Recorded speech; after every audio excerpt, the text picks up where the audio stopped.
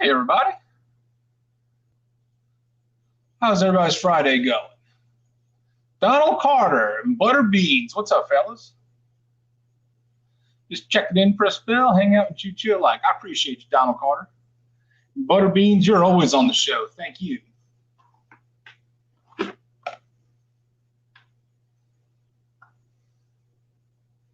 Charles Latray, another welcome favorite. What's up, my man? You guys are awesome, always attending the streams. Scratch and go crazy. Welcome, welcome, welcome.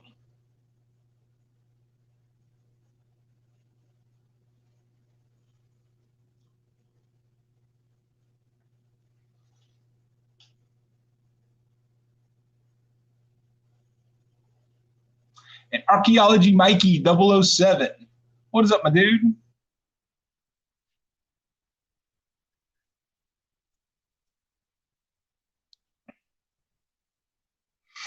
Got some more buffalo nickels to hunt today. And might be doing an auction later on. Might have some guests come on the show. Just looking to have a good chill Friday. You got the crew set? Right on, Charles. Hope you liked it, brother.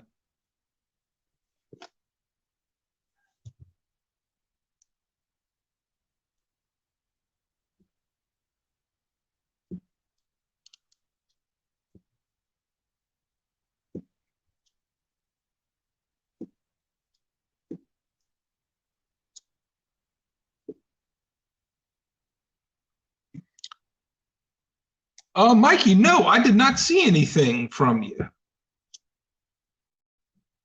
You were telling me about sending me like a picture of a double die on a buffalo, but I never did see anything.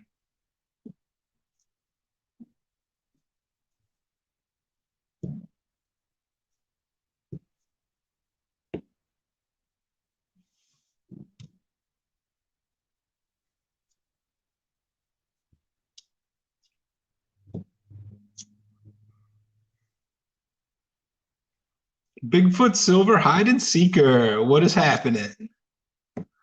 How are you today?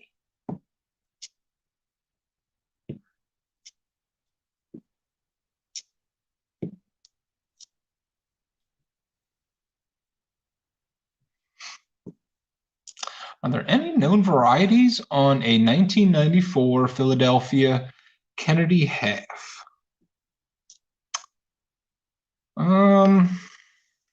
Not to my knowledge, Donald Carter. Are you seeing some kind of discrepancies with it?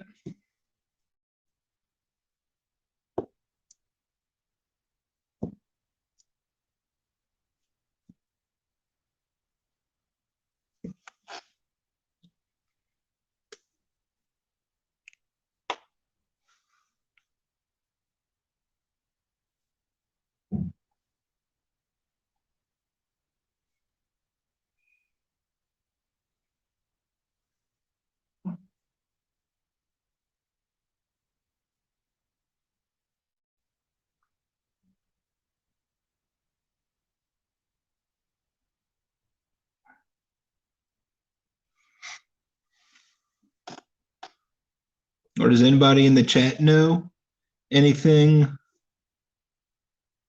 about what Donald Carter's asking about?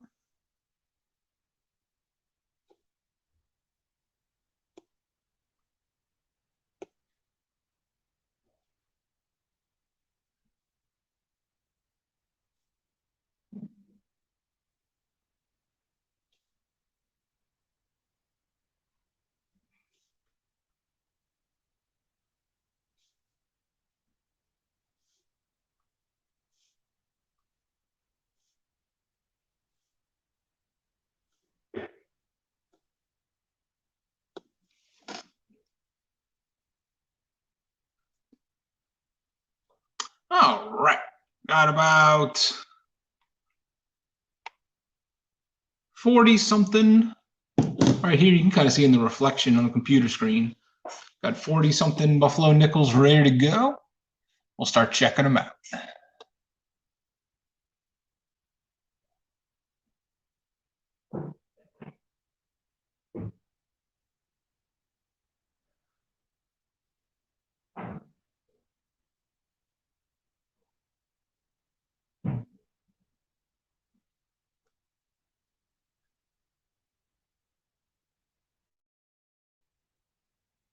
I agree with Mikey that Variety Vista is an excellent source of knowledge.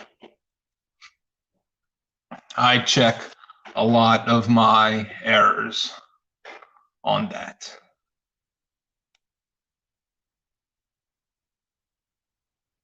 There are being new things attributed all the time. That is correct.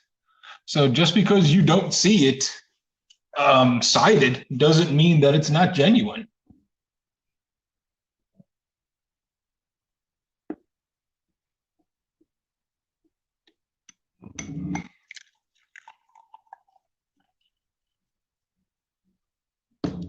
Like I have a 1973 penny that I set aside because I wanted to get it sent in. See if I can find it and show you.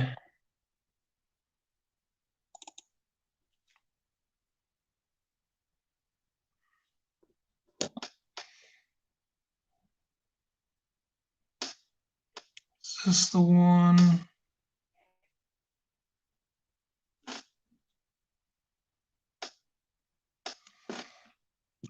Once you put it in the flip, it's like it's impossible to see anything that's going on with it. No, it's not that one.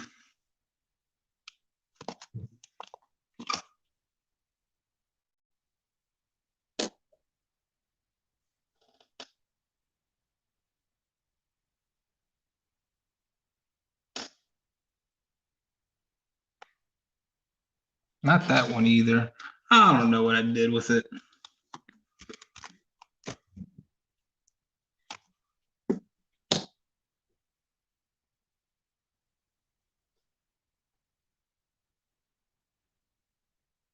I can't remember. There was some early 70s penny I found like a month or so ago that had some doubling on it that did not look like machine doubling. And I set it aside and I don't know where it went.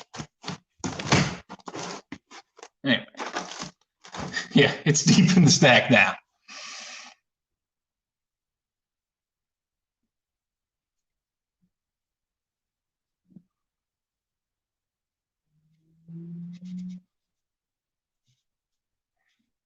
Hey, Buckets Coin Hunting. What's up, man?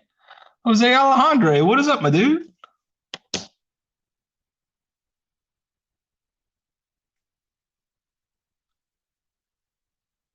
All right, we got our first Buffalo nickel.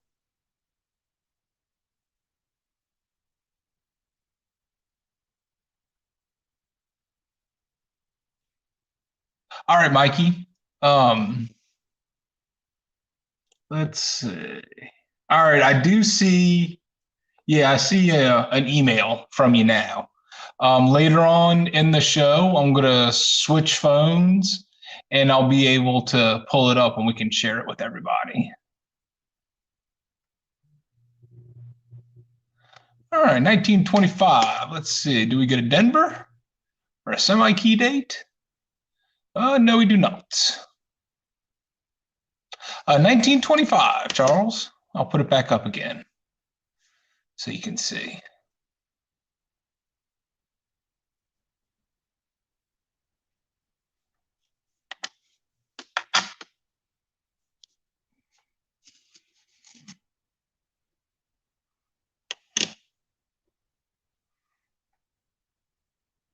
Hey, there we go.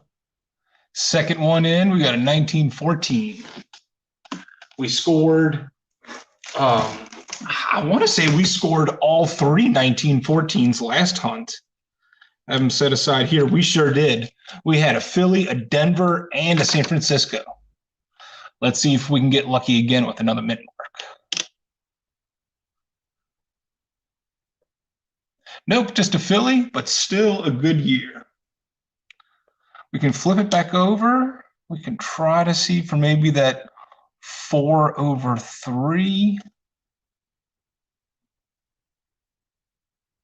but I don't see anything.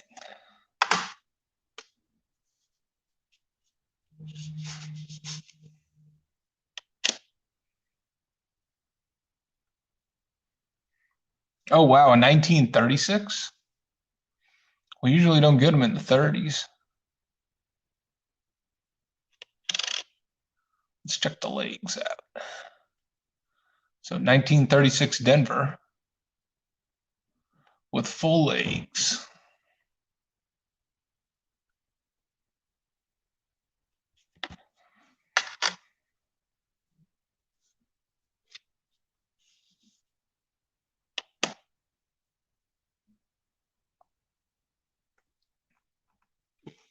$19.15 up next. And let's see, Tuesday, we had a 15 Philly and a 15 Denver.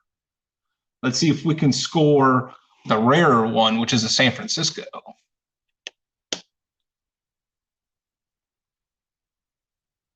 Nope, another 15. Yeah, sure can, Mikey.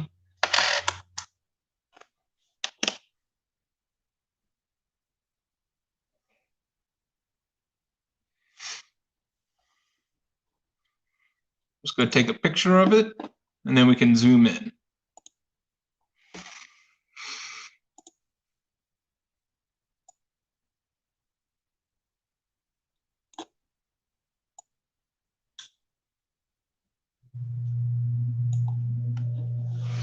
How's that? Brittany Lagunas, welcome, welcome. How are you today?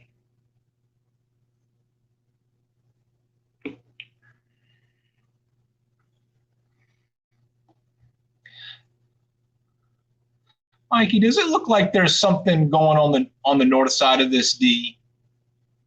Is that what caught your eye? Tupac, what's up, brother? Thanks for dropping in, man. He's on his way to hit the bank and the post office. I hope you find something good, dude.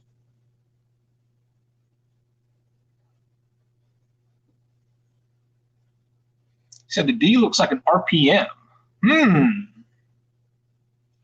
So there's two areas that I'm seeing. This is this north side, but also let's look at the bottom of the D and see how it trails off to the west, to the southwest, rather.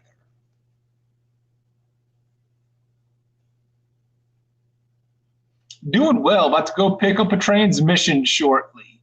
Whoa, that's no small pickup. Thanks for asking. I am doing just great, Brittany. It is a beautiful Friday. Tomorrow is my last day, and then for my current job, and then I start my new job right on Monday. I am doing just fine. JR13, what's up, dude?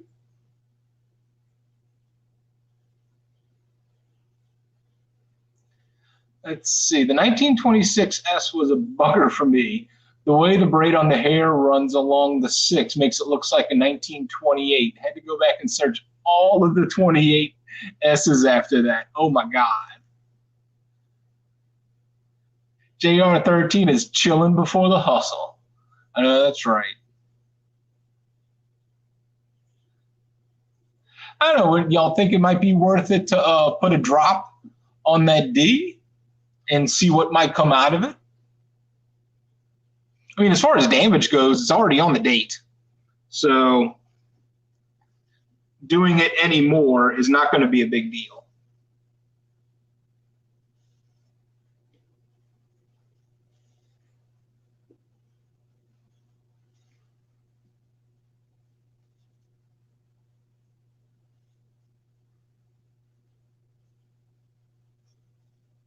All right, the masses have spoken and they say yes.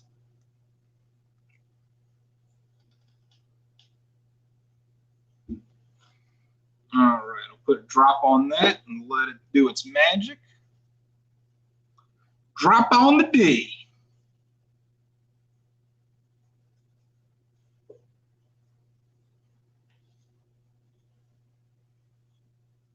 And I'm just wiping off the nicodate from the rest of these guys so it doesn't set in too much.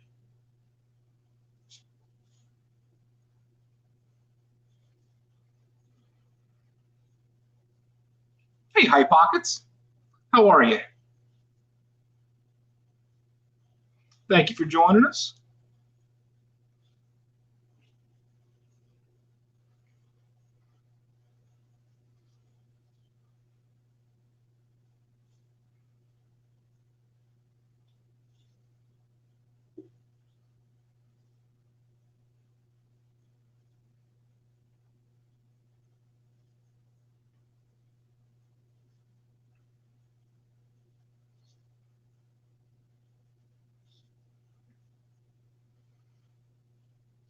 Finish cleaning up the rest of these, and I'll catch up on the chat.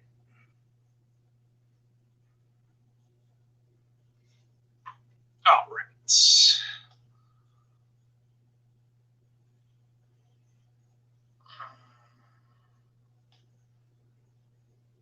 All right. Mikey's saying that a 1936 D over D dash 003.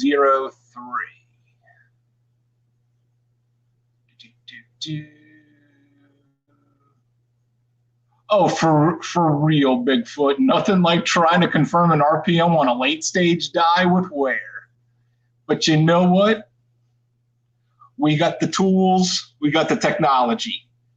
And also, what else are we doing? We got the time.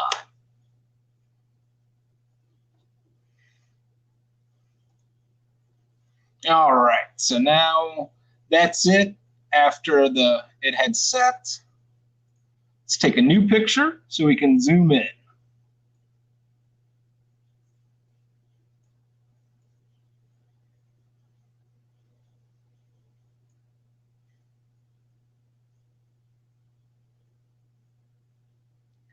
So after the reapplication, I'm seeing just the same amount right here, but I'm seeing more to this southwest part.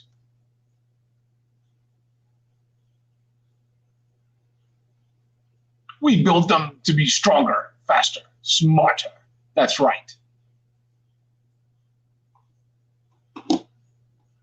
I'm going to go ahead and set this boy aside.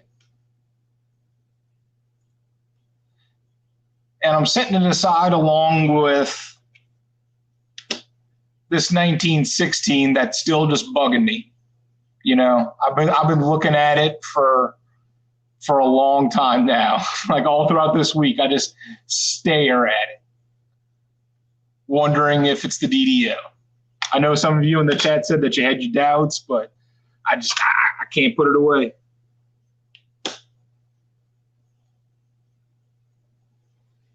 All right, on to the next one. Got another 1925. From Philly.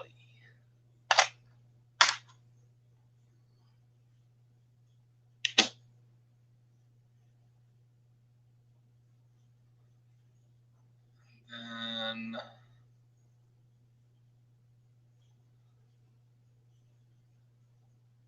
this one's pretty blasted.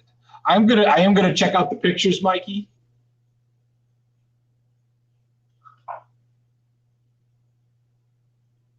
This looks like it might be a 1916.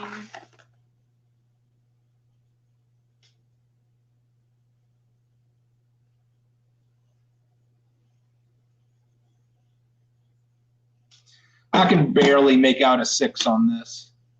It's weird with some of these really blasted dates. They come up better on a loop than they do on the microscope, but it looks like 1916D.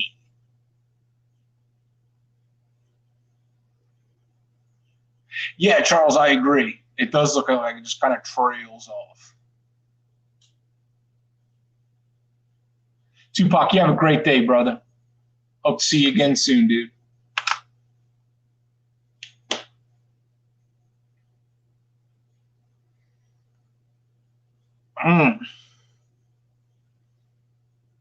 Here's another bad one. A lot of times when we get these blasted like dates, they end up being 13s.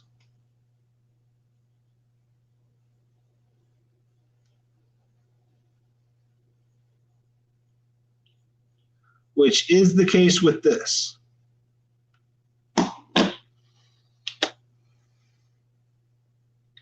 So let's see. Yeah, now I can show it to you. So where's the mouse? So here's the top flat part of the 3. Here's coming down to a point and a curve. It's to do with light and pixel configuration on the computer. Ah, yeah, that would make sense. That it wouldn't be the highest definition.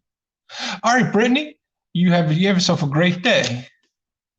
Thanks for joining us. Well, that's a whole lot of nothing. It looks like a type 1.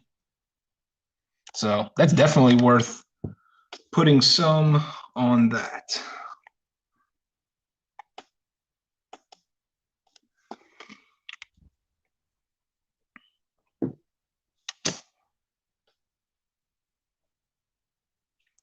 Here's a 1935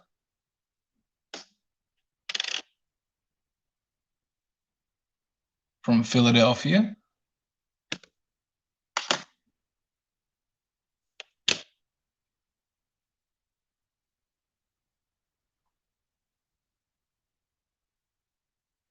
Another one that's gone.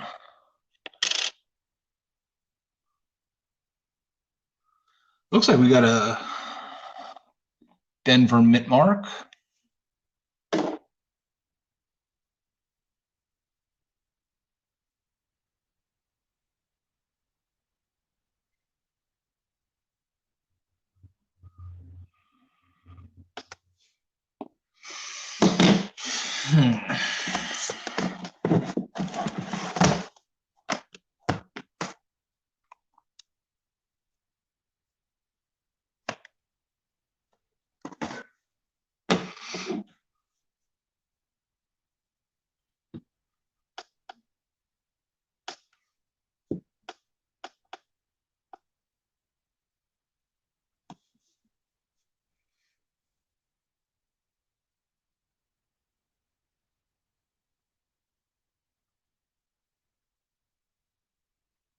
I'm thinking it's 1917 Denver.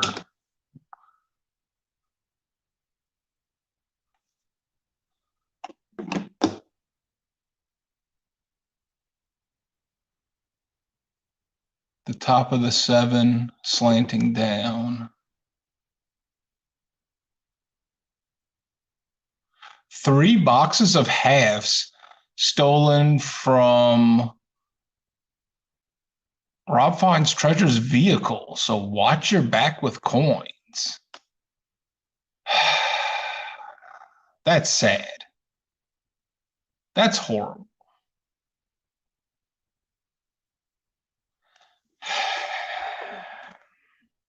You know they had to have recognized him. I hope that he wasn't in there at the time. That they were just simply stolen and that he wasn't robbed.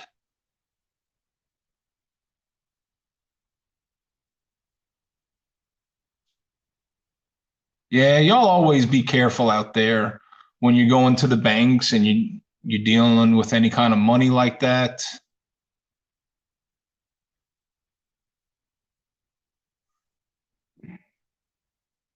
All right. And the rear window had to be replaced. All right. Hey, it's a lot better to be stolen from than it is to get like robbed at gunpoint or something, you know? Because that can all that stuff can be replaced.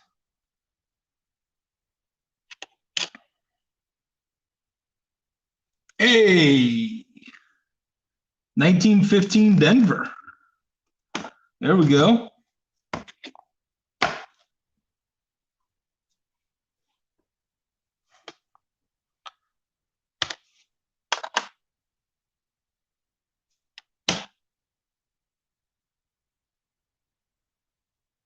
Well, that's a good date. 1916. From Philly?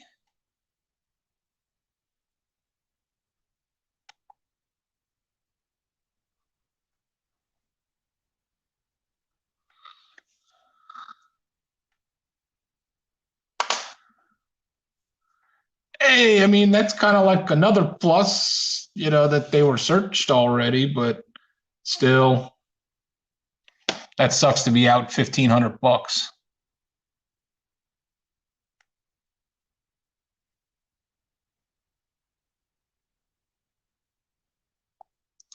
So this is that one that I revealed the back. So we got our first type 1 from Philadelphia today. Hey, Philip, how's it going today?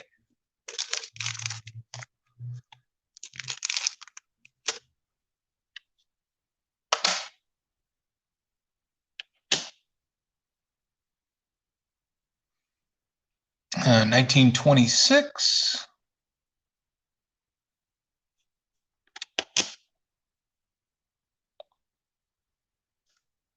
from Philadelphia.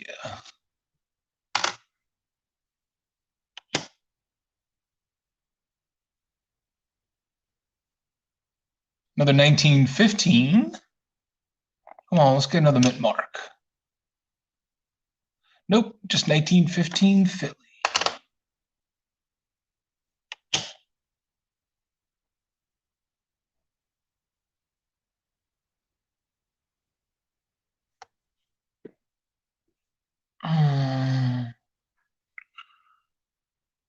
So Phil and Phyllis appeared.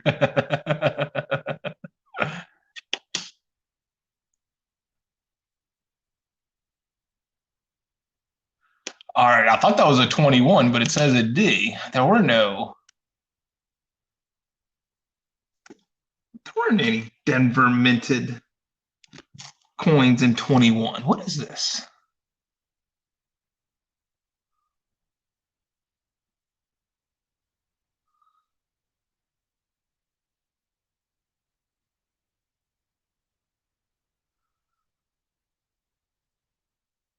That's got to be a 24.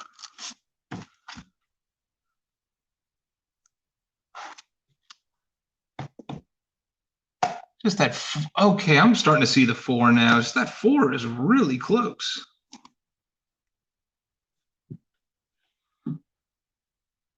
Yes, 1924 Denver. And if I'm not mistaken, that looks to be a semi-key date.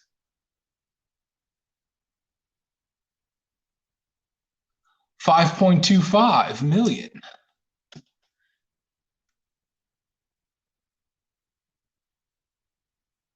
Nice. I can hear Phil the board from 2 streams away.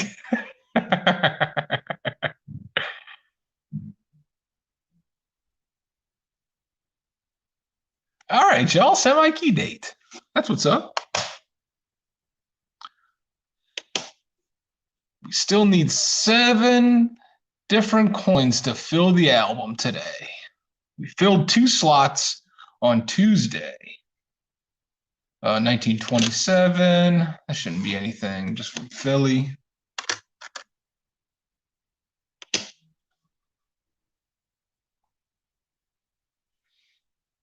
Another 1926. I got these from a local coin shop, Donald.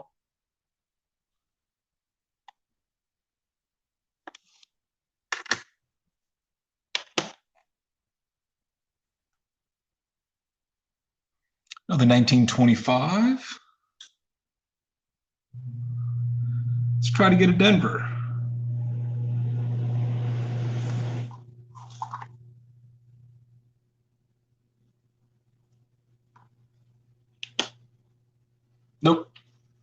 Yeah, I got these at my local coin shop. Picked them up Monday, and it was the rest that he had. It's been this big bag that I've just been picking through for the last couple of months, and just finally decided to buy them up because I was the only one who was buying them. 1923, Philadelphia.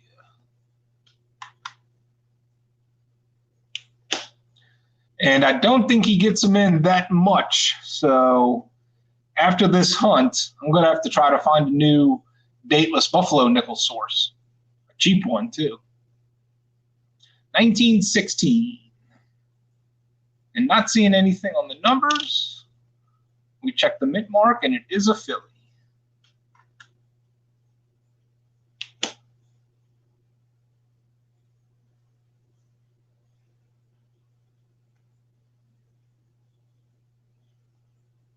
All right, next up is a 1914. Big old gash on it. That's right, Phil the Book. That's Philip the Board's twin brothers, Phil the Book. Nope, 1914 from Philly. That's the second one we had today.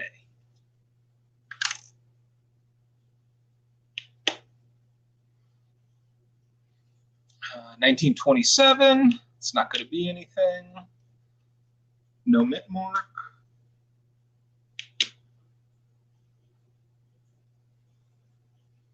That's another 1913. I can see that three right away.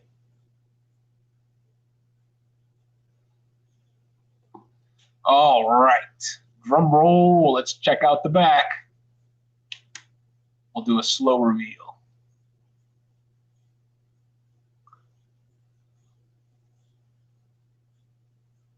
All right, we got a type 1. Let's see, do we get a mint mark?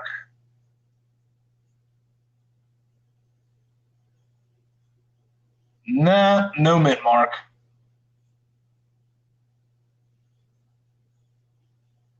Update the board is my cousin.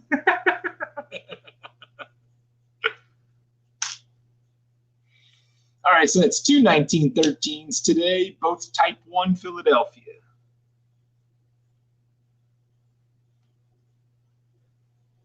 This might be the third.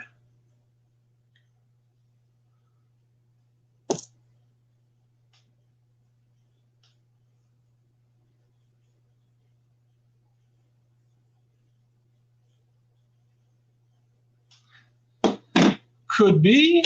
Let's just check the back. All right. So no matter what the date, it's a type 2 Denver.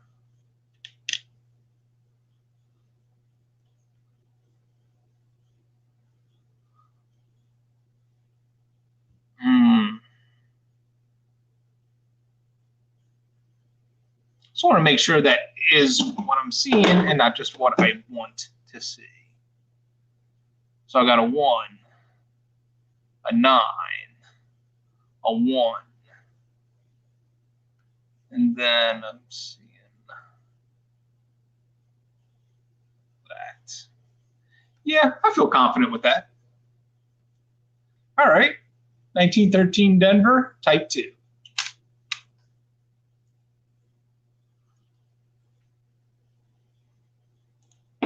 Key coin chaser.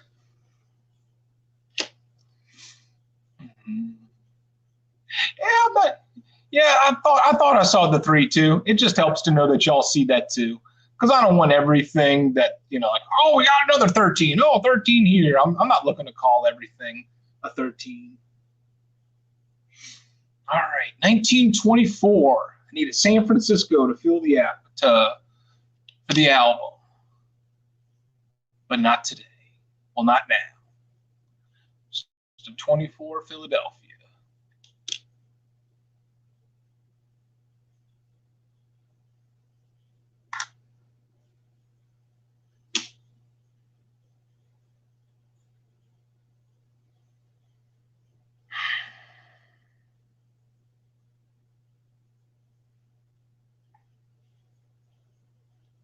Let's check the mint mark.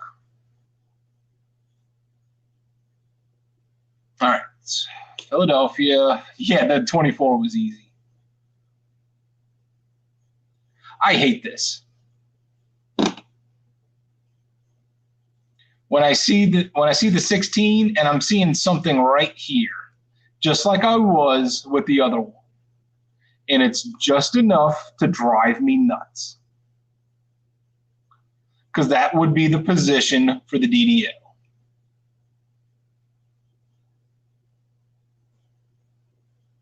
Let's try maybe looking at some of the other features.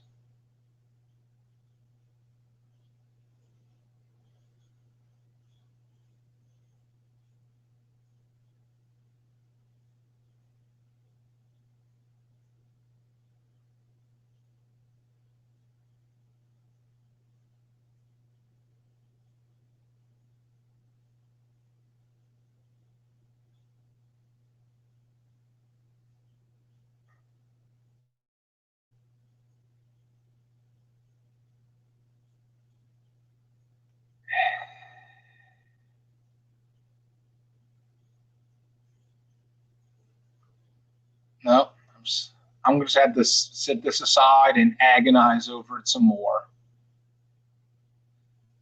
Yeah, it's 1916 for sure. It's just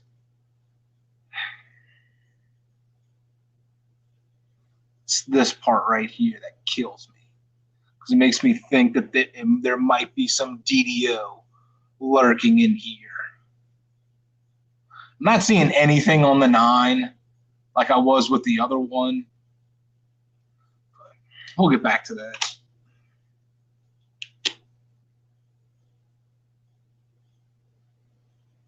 $19.23 from Philly.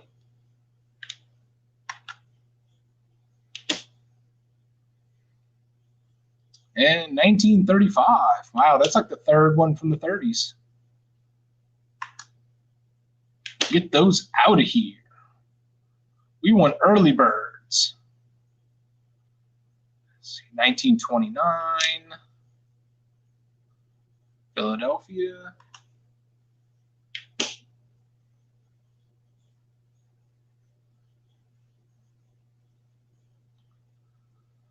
Well, that's unfortunate. That date's going to be gone. That's right where the last digit would be. It's unfortunate because it has a mint mark too.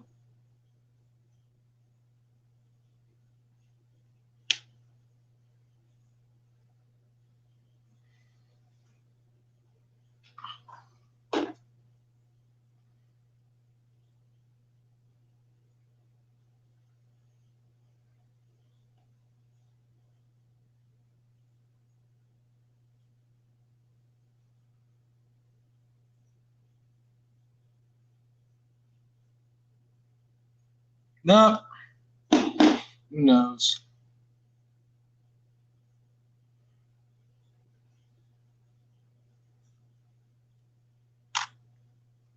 Hey, World War One nickel. Yeah, they brought this one to battle with them. 1920. No mint mark?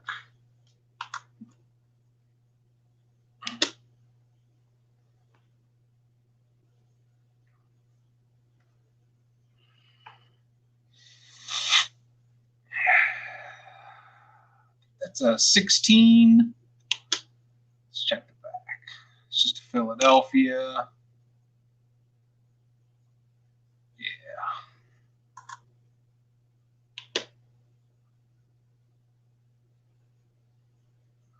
Here's a 1918. I think that's the first one today. Do have a Denver mint mark. And you try looking a little bit closer for that 8/7.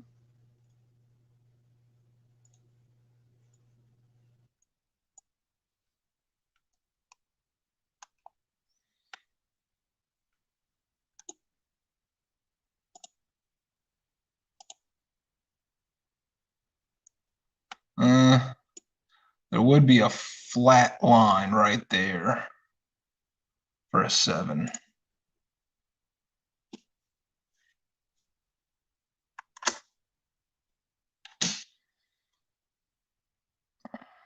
$19.19. No mint mark.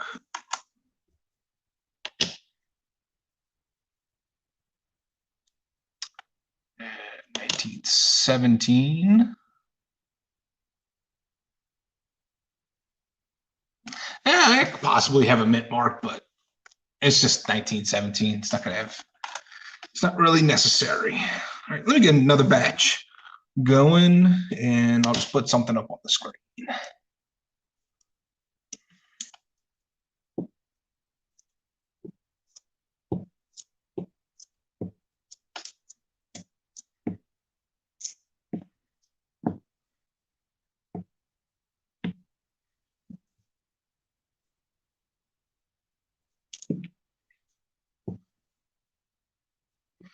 So this past Monday, I put out the video for like the first installment of the 500 subscriber giveaway, in which there's some 2022 Red books.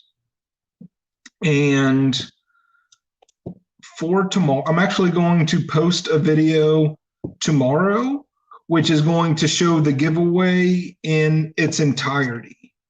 So I did find some more books to add to it, but there's also, of course, like coins and silver and all that good stuff. So I'm going to have like the traditional prizes, all going to be through a comment picker, but I want to give you all some multiple chances to win without having to put out too many different comment videos.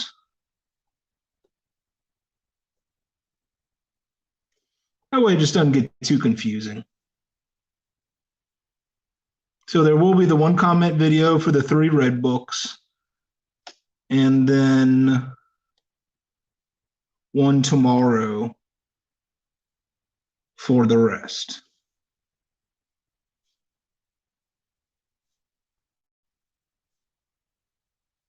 And I've already had some very generous people and channels reaching out saying that they would like to donate, whether it's like prizes or something to auction off for the show, because when we do hit 500, I am going to run a stream, and it's just going to be just a fun stream, probably try to do some coin hunts and just do a bunch of giveaways, try to have some guests on there, and just make it a really fun show.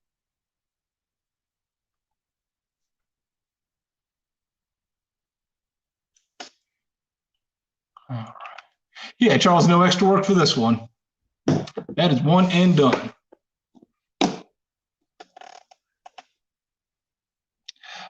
Great Scott Coin Collecting won the jackpot, Mikey.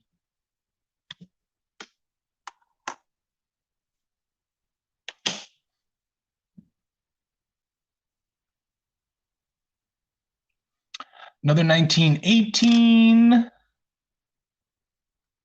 from Denver.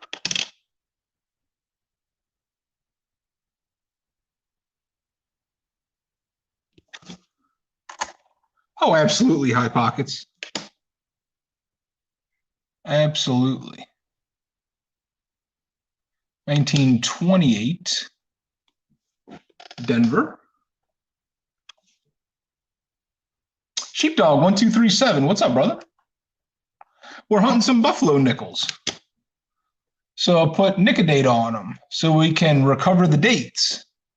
Not like this one, though. This one came out really bad.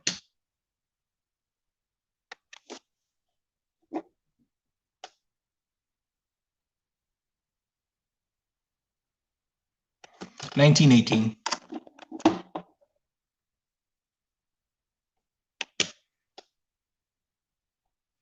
And 1916 from Denver.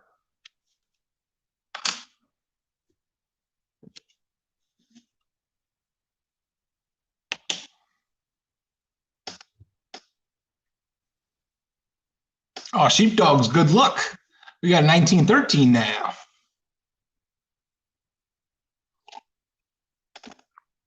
Come on, let's get a juicy reverse. All right, 1913 Philadelphia, type 2.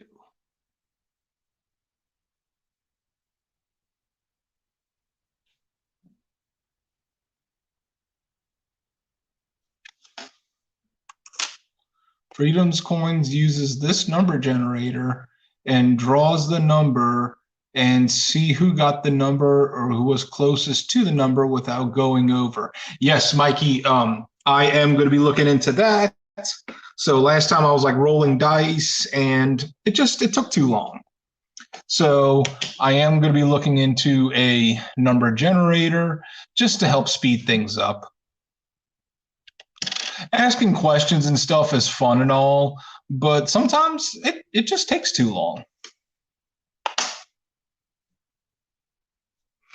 And especially if we're going to do like multiple back to back to back, it's a good thing. It's just a good practice just to keep it rolling. 1916, Philly.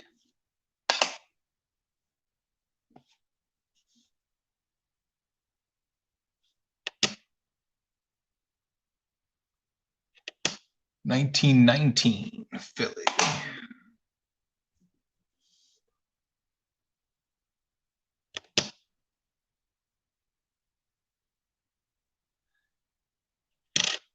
Charles, you like the dice? 1920 Denver. I could do a couple of dice rolls.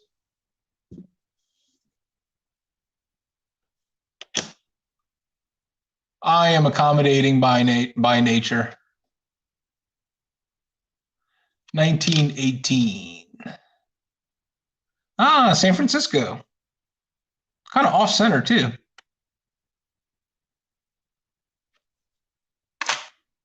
Yeah, I mean time's a factor. Time's definitely a factor. And it's also like, my time, but also people who are watching, they might get bored. I like duck races too, like Bionic Bull. It's a duck race.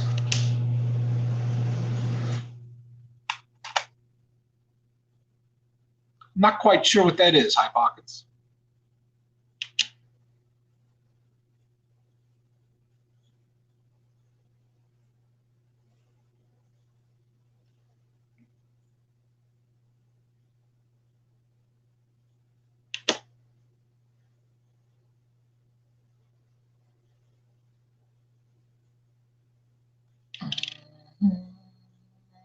Yeah, Charles, it's all just about finding just a good balance between what's effective for the host and enjoyable for the guest.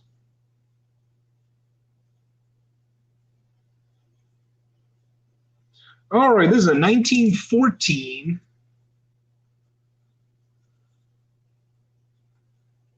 and might have a mint mark. So we're going to do a little dab on it. It's exactly as it sounds like, a duck race. So she like legitimately like gets two ducks and races them.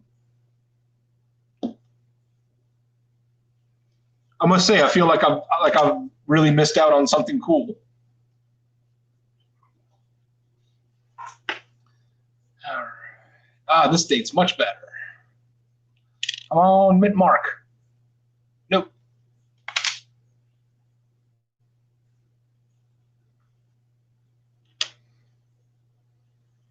Like, what's a duck race? It's exactly what it sounds like, a duck race. Virtual ducks. Okay. I mean, that's still pretty cool.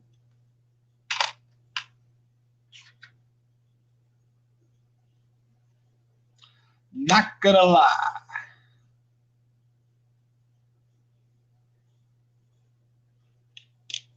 $19.16.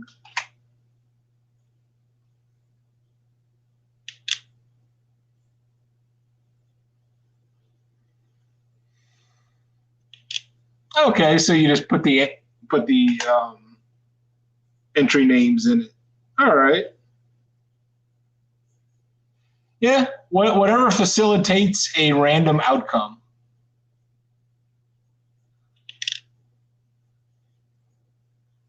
$19.17. Let's see if that has a mint mark.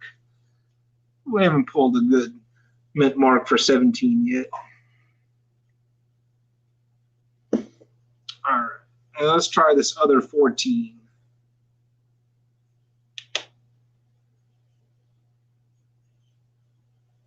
Which it did not have a mint mark. Yeah, that 16 came out really nice.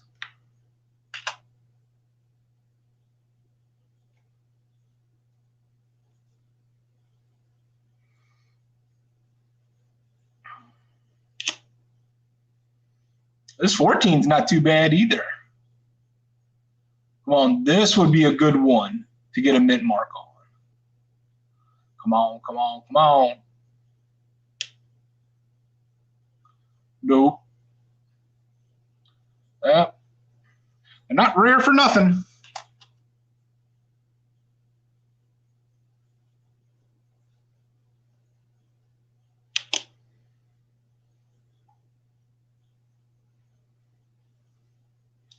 $19.18.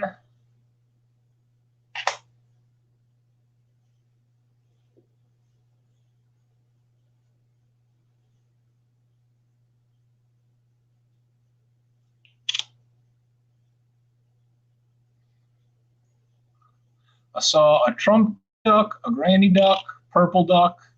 Okay, that's fun.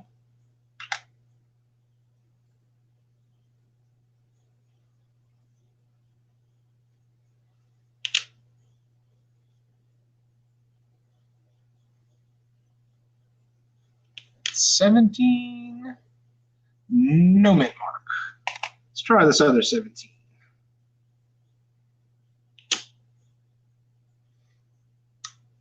Nah, no mint mark here either.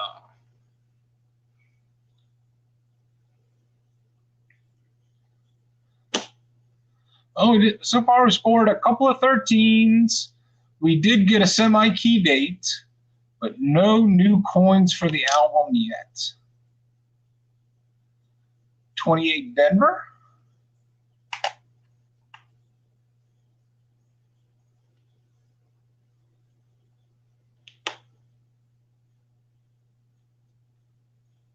Another 20.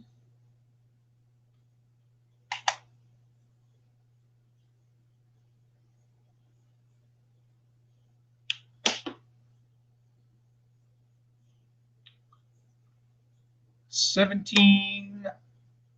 Nope.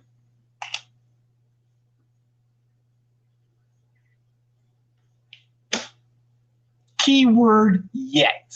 That's what's up, Charles. That's the kind of positive thinking I like on this channel.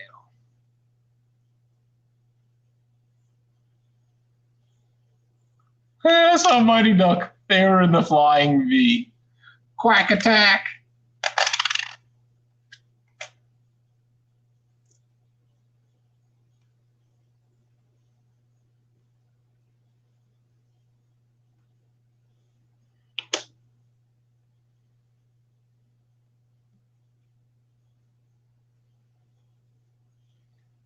$19.26. Come on, San Francisco. Come on. I know it's the lowest mint Buffalo, but still. Maybe it's just been hiding in a Ziploc bag all these years. Nope.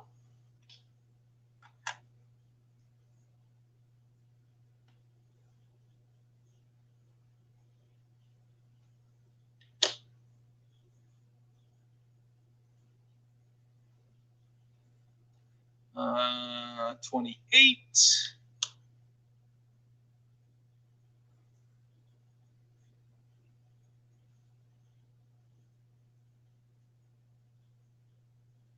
Maybe a Denver, but nothing really special about the year 1928.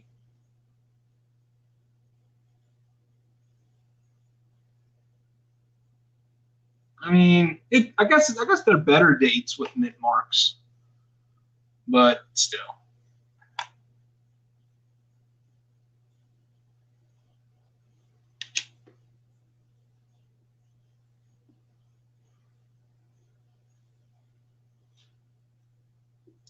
Ugh.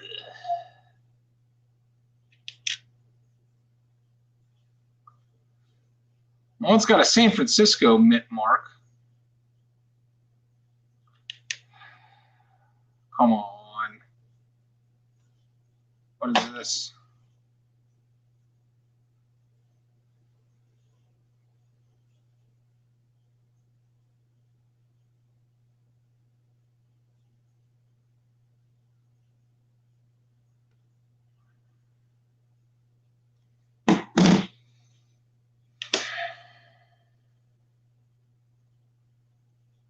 $19.20, Charles?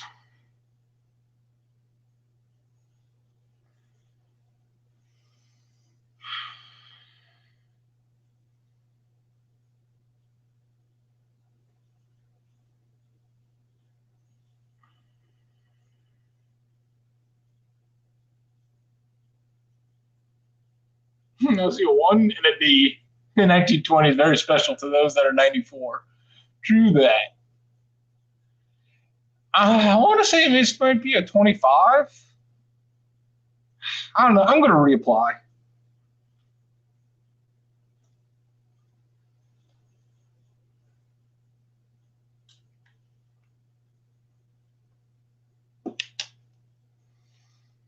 $19.24. Come on, San Francisco. We need San Francisco. It's a key date, but that's why we need it.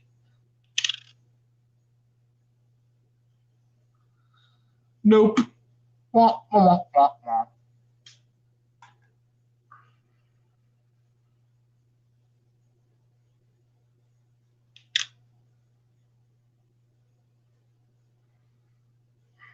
Another 16. All right, let's try this date again. I don't want to, whenever I reapply, I don't like letting it sit too long.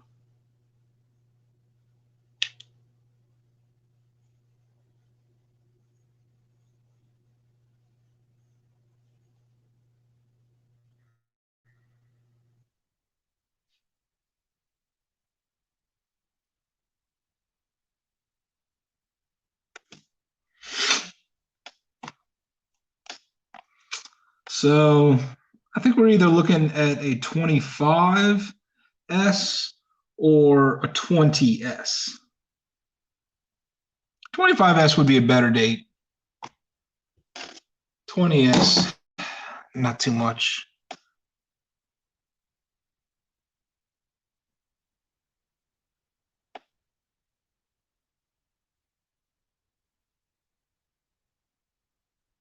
It's definitely in the 20s.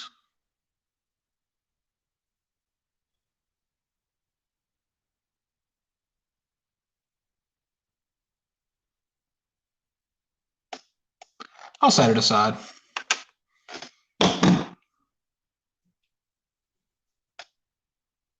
Yeah, it is, dude.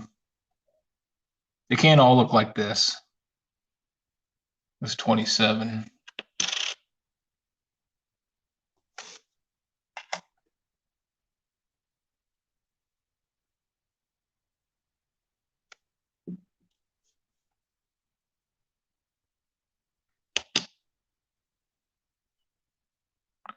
So many pixels. 1919.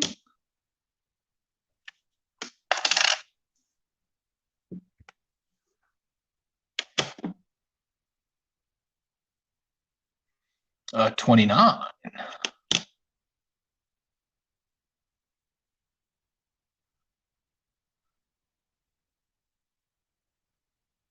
Looks like a San Francisco mark.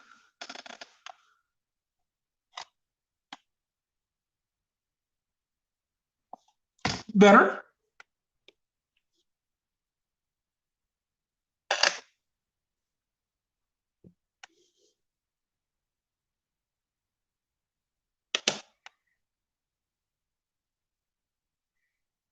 $25.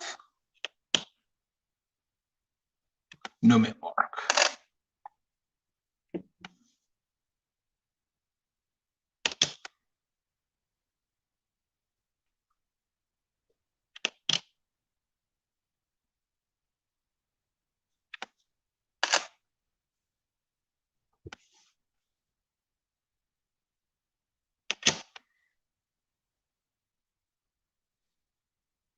$26. Come on, S. Come on, S. Nope, nope, nope, nope.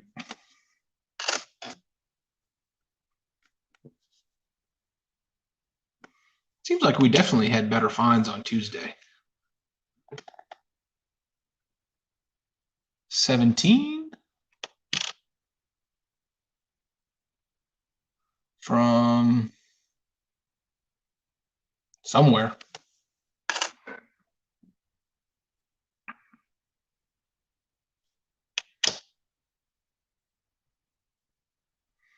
And an 18.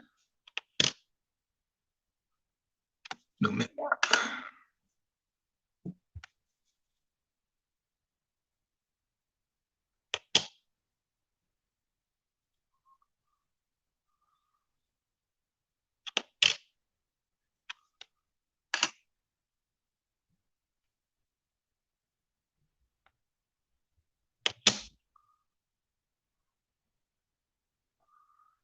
Next one is a 28. All right, 28 Denver. Not too shabby.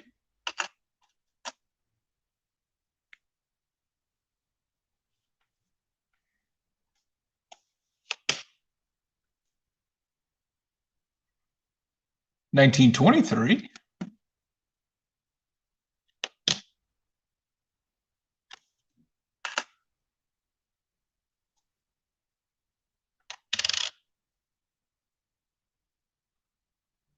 Another 1923.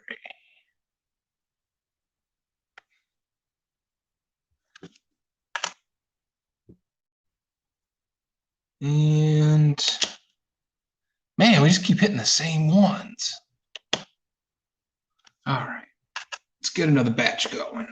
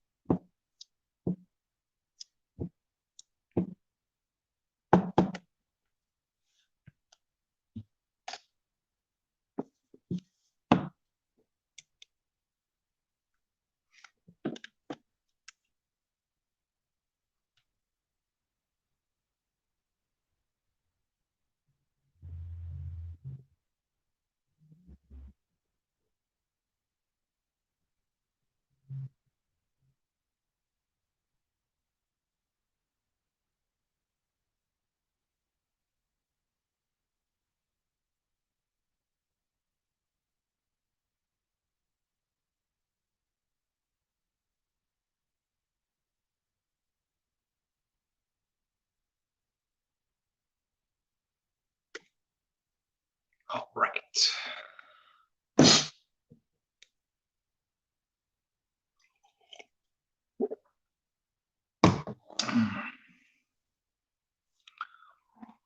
So all those set, let's recap the ones we need for the binder. 1913 San Francisco Type 2, of course. 1921 San Francisco. 1924 and 26 San Francisco. Wow. Yeah, all of them are from San Francisco. So 30, 31, and 37. 1, 2, 3, 4, 5, 6.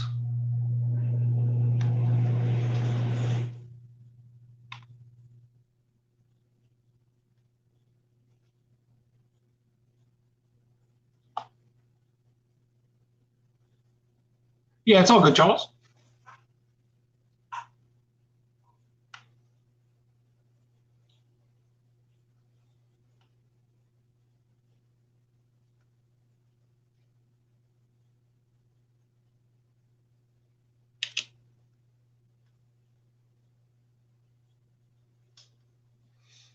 All right. This looks like another 1913.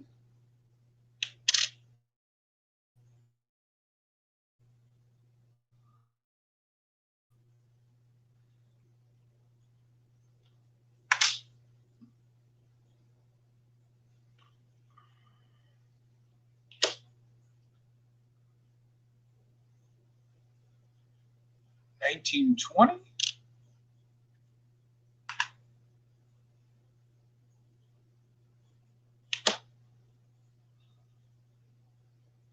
Another 19.20.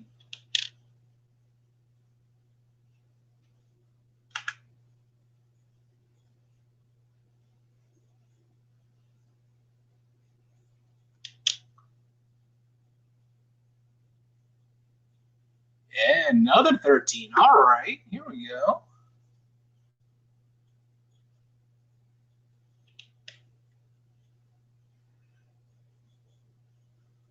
Oh, we got to hit that up.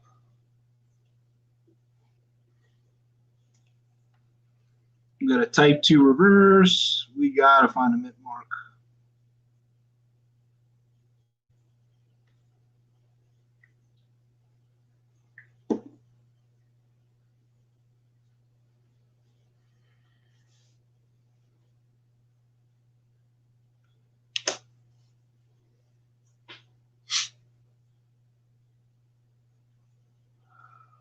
$28.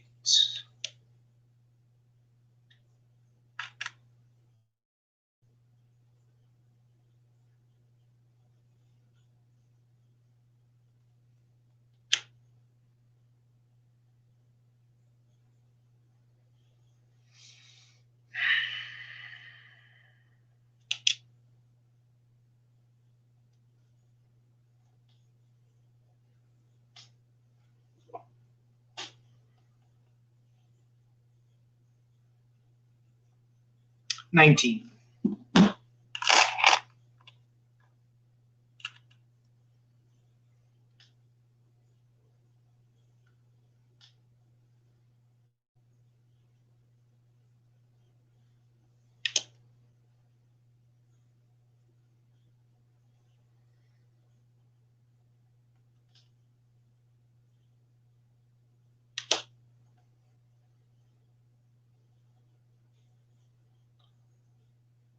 That's a well. That's type 1 back and no mint mark. So we know that it's a 13, even though we can't see it. So another type 1.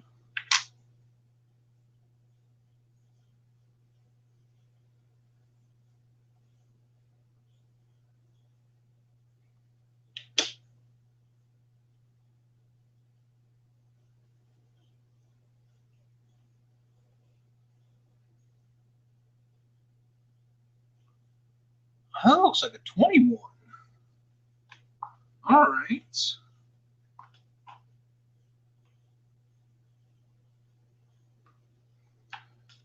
That's 21. Then a mint mark gets us a key date.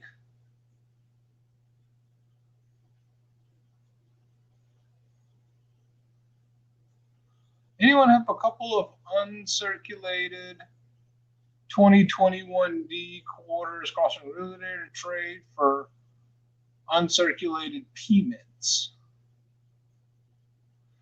No, I came across a couple of the crossing the Delawares, but I didn't keep them. Oh, new mint mark.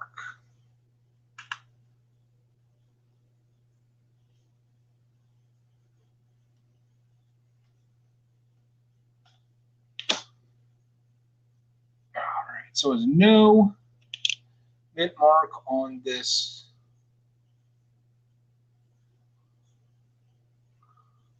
Well, shit. Is that a 3 or an 8 now? 1918. Wah, wah, wah.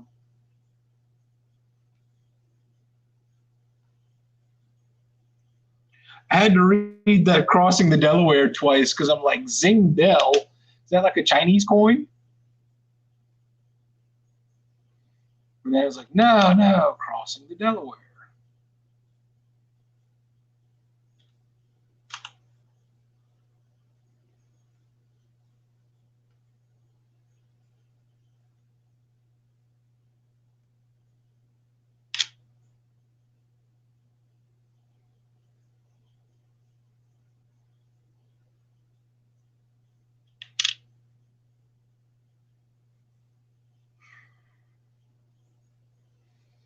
Hmm.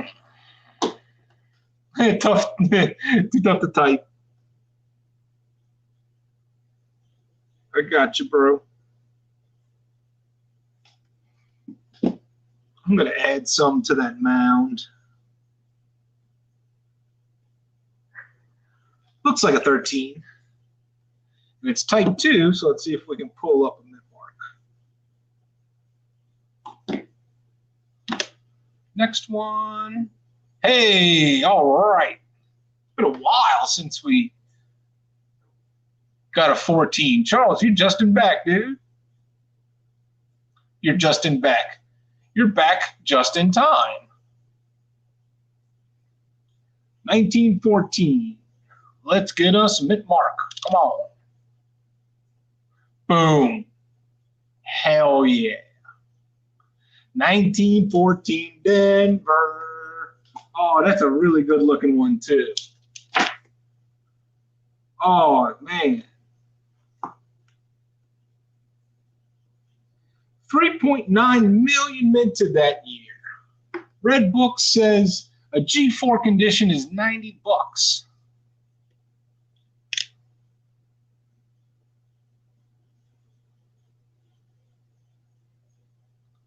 As always, I take the lowest value the Red Book gives and I cut it in half due to the nick of date.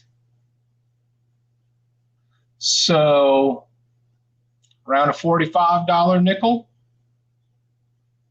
I'll take that. Would I get $45 for it? No, but I'd get more than a nickel for it. Very nice.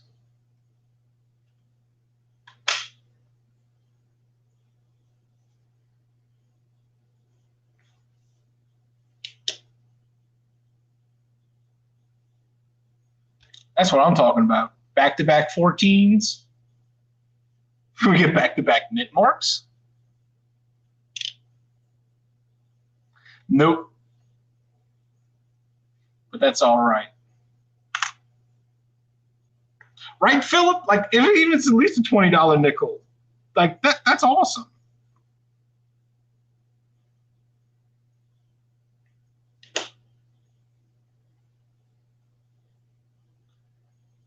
$28.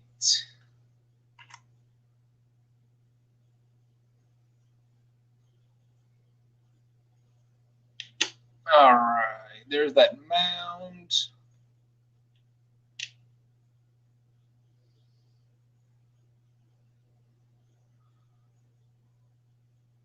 Nothing there.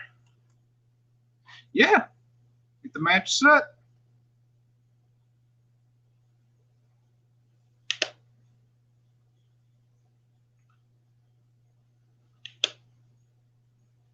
I always try to put things in a good perspective.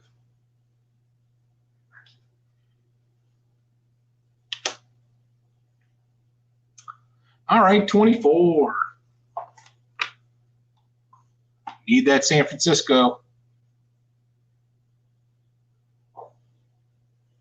Yeah, I know, Charles. I was pushing luck, but it was still cool to get two 14s back to back.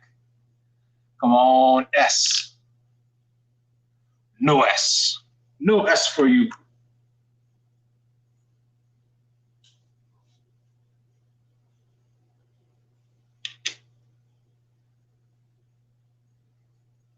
$19.20.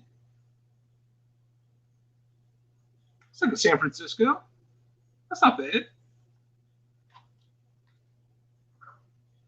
See, 1920 S. Under 10 million. Somewhat of a better date.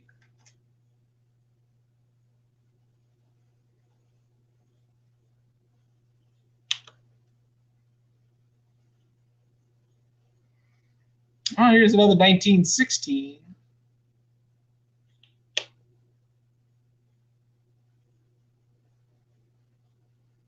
Oh, thank you, Philip. I meant to pin that at the beginning of the show and forgot to. Let me get on and pin that.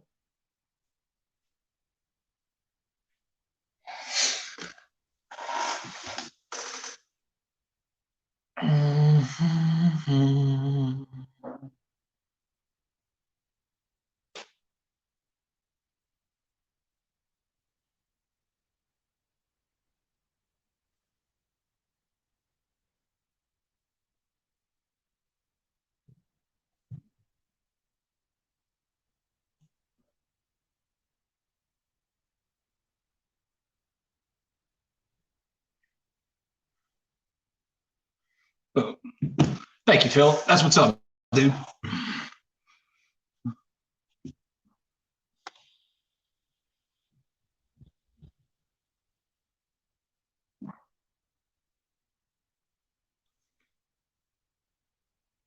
Always make the best of what you got and you'll be okay. Ain't that the truth, High Pockets?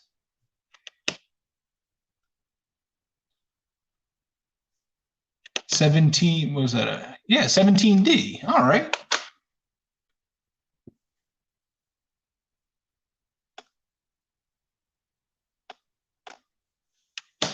Fat thumb is contagious.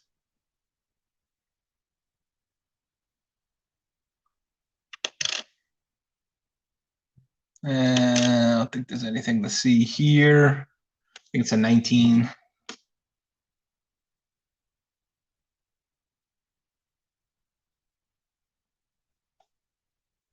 Yeah.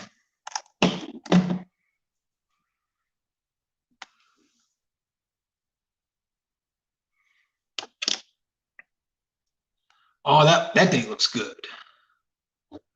That's a good one, Coach Jones. 1915.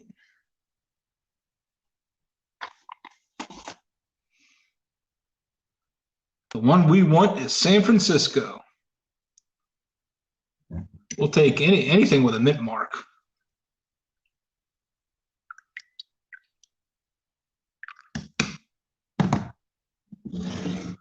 All right, let's flippy.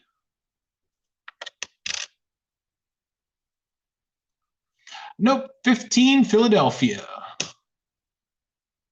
Still, after our calculations, we could say $3 nickel.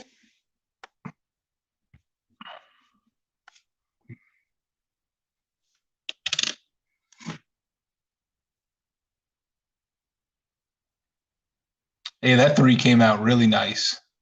There's the 13 for you. All right. Flip, Philadelphia.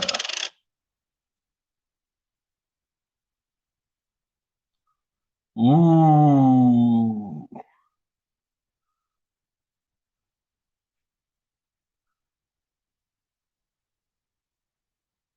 All right.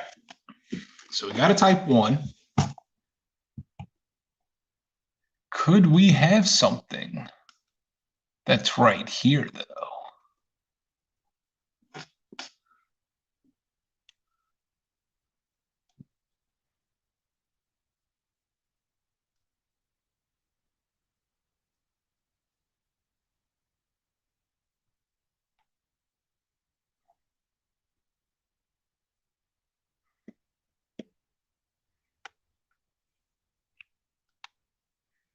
Let's just watch the magic happen. Great Scott, what's up, my friend? How are you on this fantastic Friday?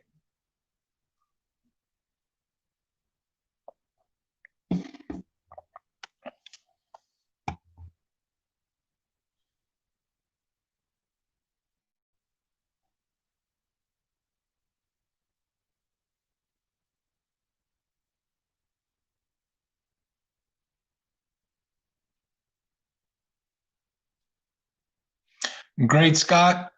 In regards to our email the other day, this is the closest I'll get to tell you in person, but you are 100% class, my friend. I wanted to thank you very much.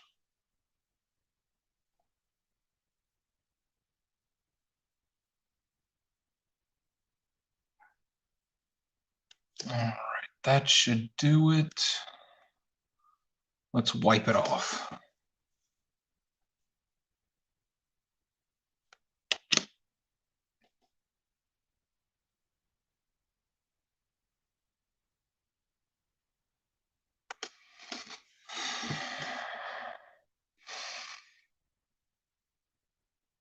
I'm not seeing a mint mark.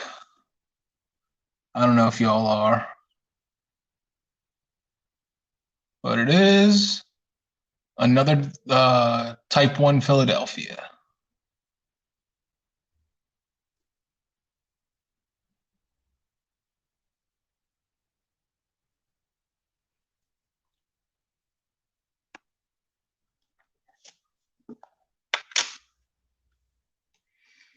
All right.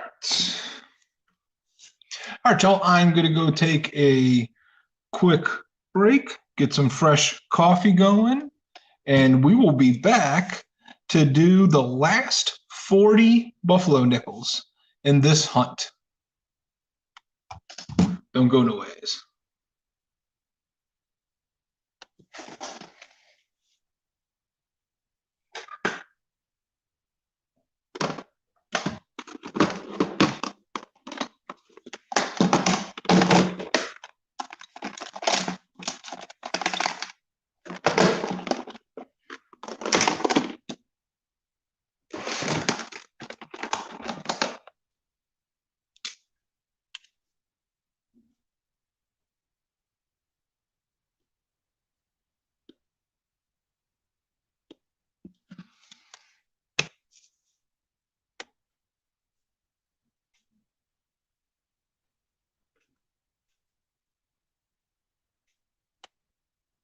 There we go. That kind of shows up.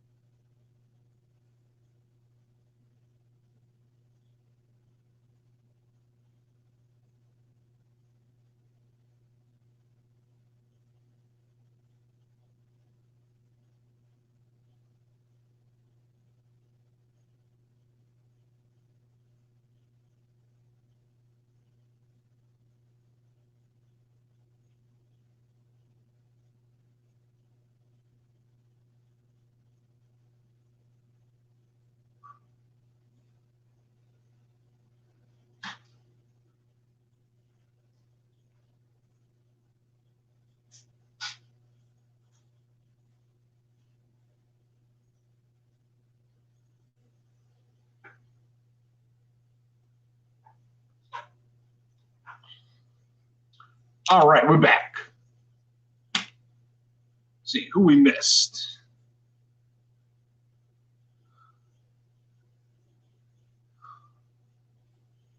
Greg Lee, what's up, man? How are you today?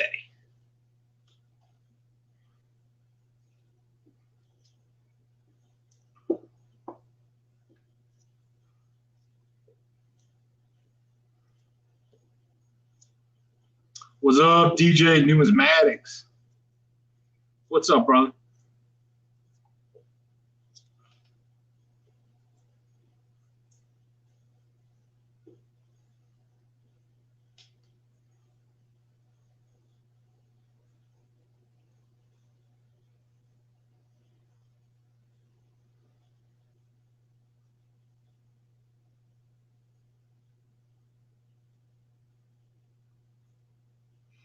I'm applying to 20 nickels right now, and then we'll get back to the hunt.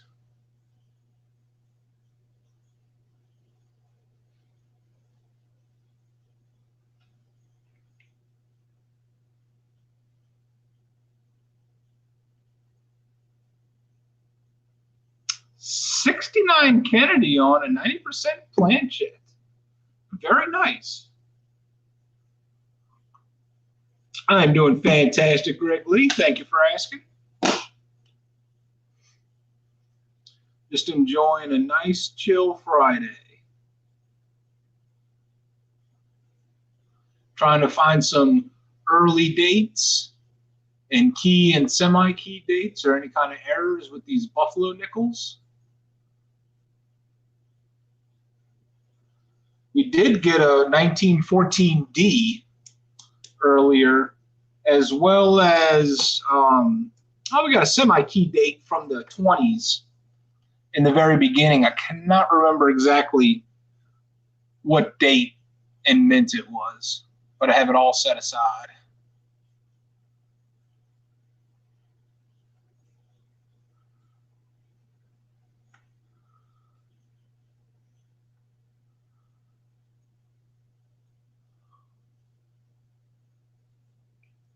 You got first V nickel in a roll? Dude, that's always a good feeling.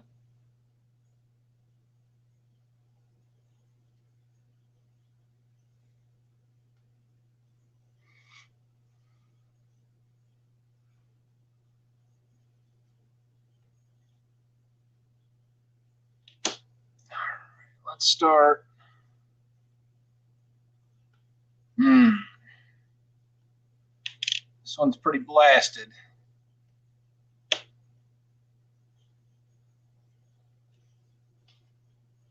Might need to set a little longer.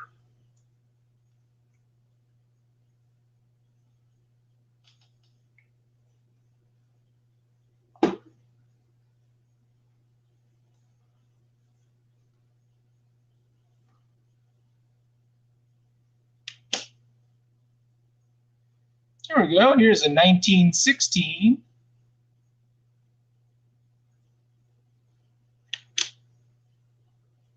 From Denver. Here we go. G4, 16 bucks. Cut that in half with the Nicodate. It's not too bad.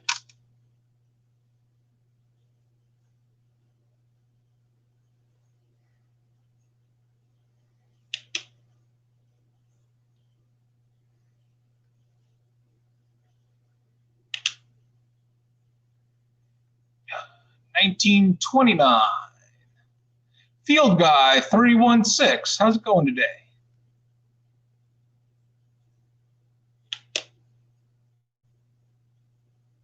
$19.29 from Philly.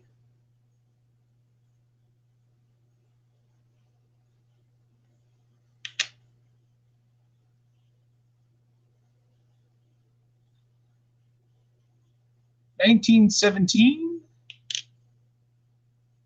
from Philly.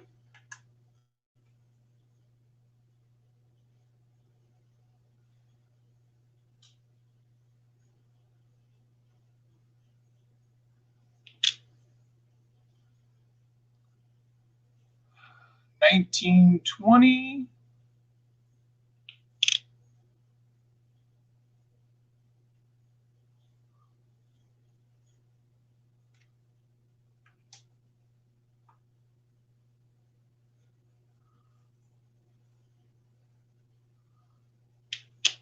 Right, it's in pretty bad shape. Too big a scratch on the back.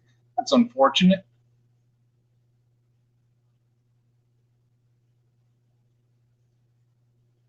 1918.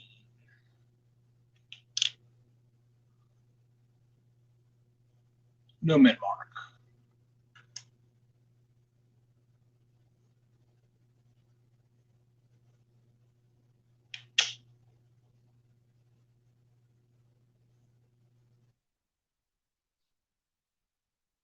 Hmm.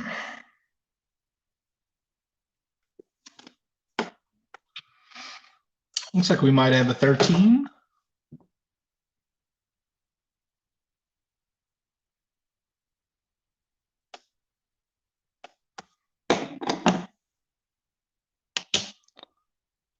Let's check the back.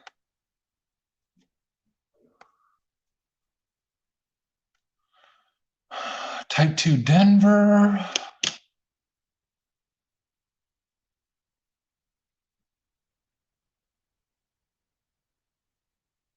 What y'all think?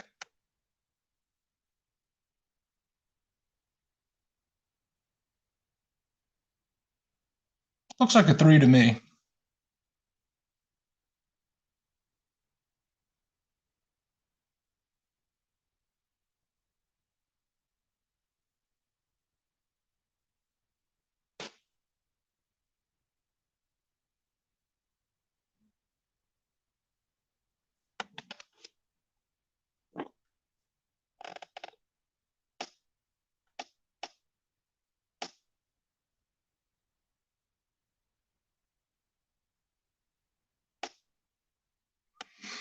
Yeah, 13 on the loop. All right, 13 Denver type 2.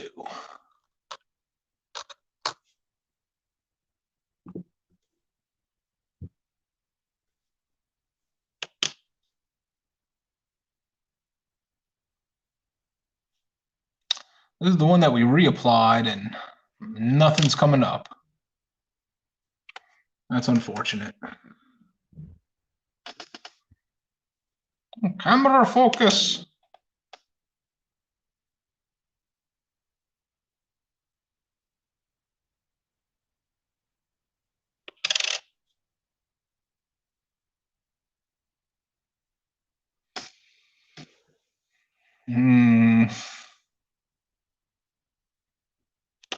Another Denver mint mark.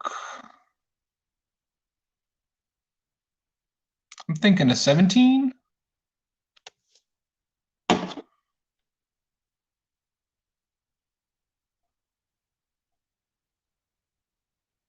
Oh, hell no, that's a 14.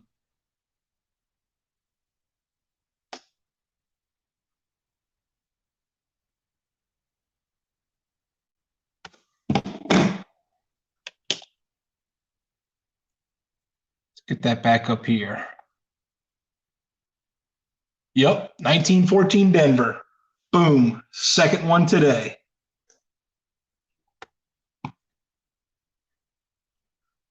Right there.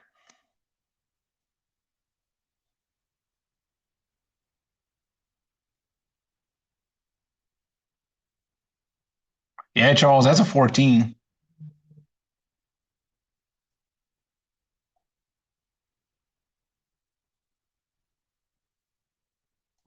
Nice.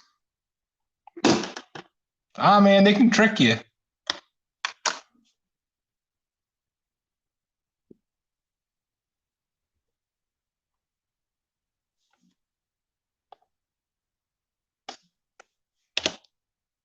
Here's a 16.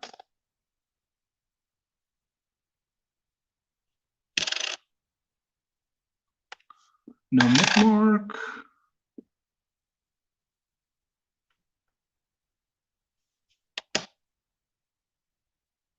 Wish they could all come out looking like this. 1925.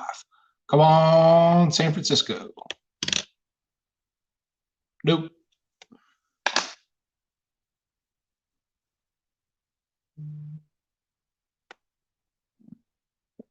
Hmm. 1918.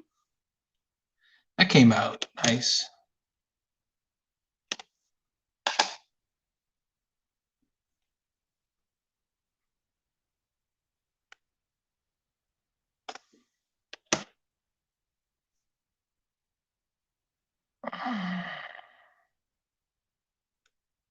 Hmm.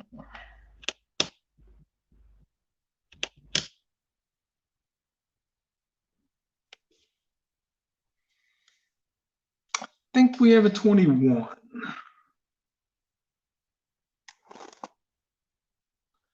Needed a San Francisco for the album.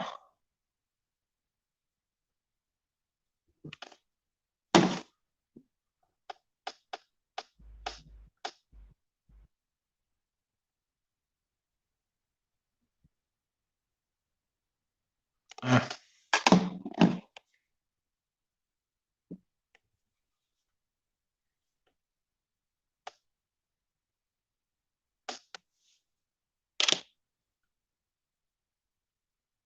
Another 1918.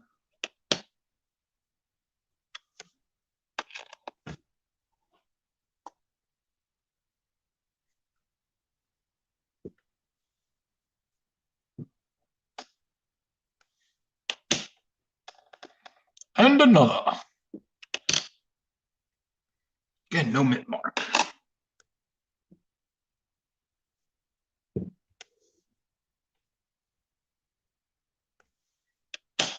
Dreadpool 26. What's up, man? How are you today? 1924. Oh, we need the key date. We need San Francisco. Flip it. Nope.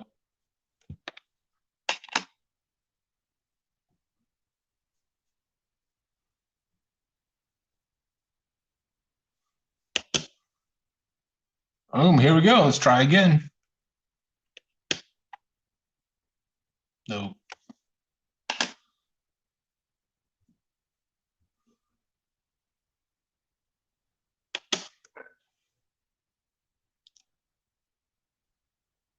$19.17. No mint mark. Right on, man. Same here. Just having a nice chill Friday. Trying to find some rare buffaloes. 1920.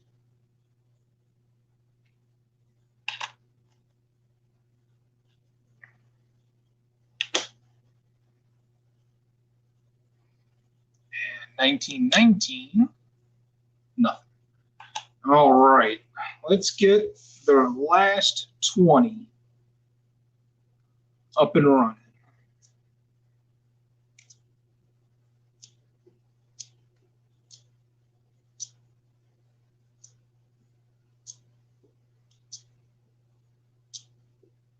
I'd like to get at least one fill for the album today. But we still have to go through and see if maybe we'll get an upgrade.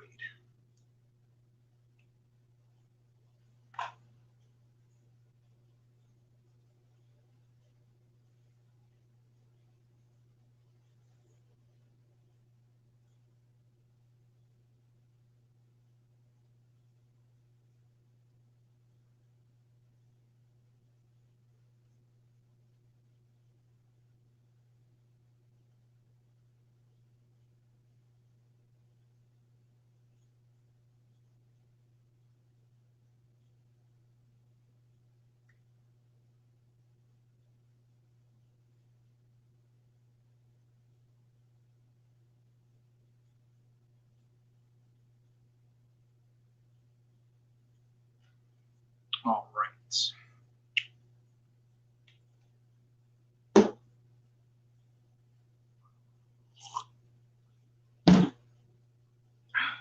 Just let those sit for a minute.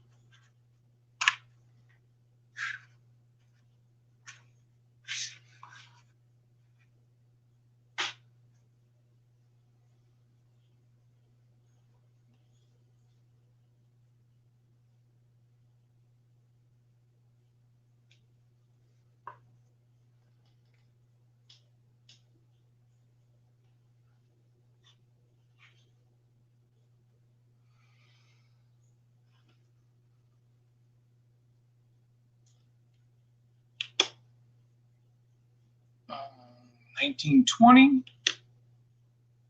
Nothing.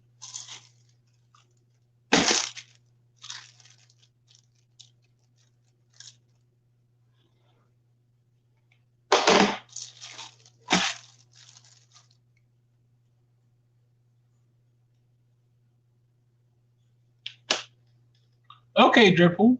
Nice.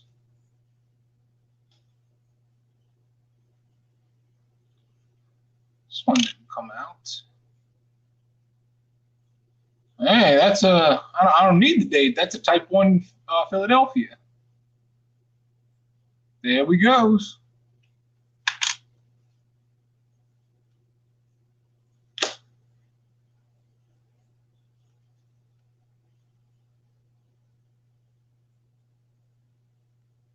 After this, after the hunt, I'm going to kind of switch my camera setup, and we're going to get into some emails that was sent earlier. That looks like a Type 1 with a mint mark.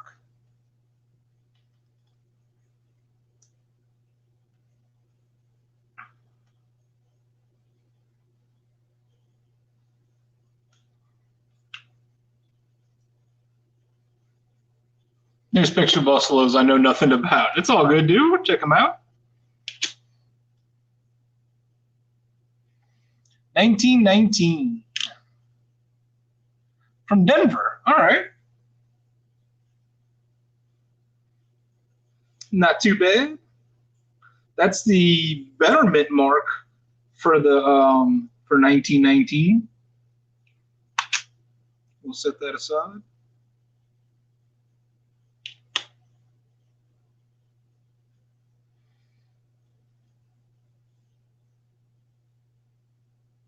Oh, it's all good, Mikey.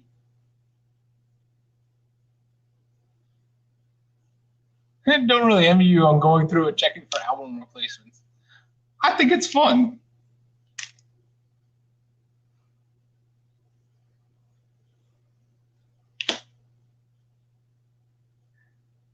$19.25.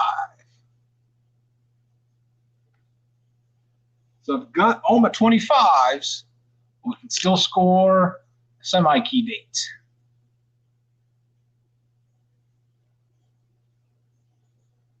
I don't think we'll get anything, but what's the harm in trying?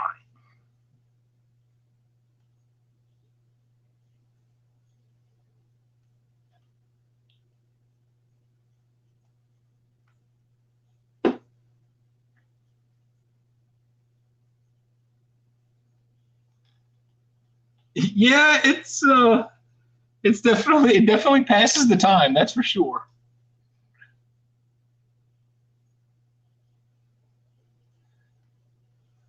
1916.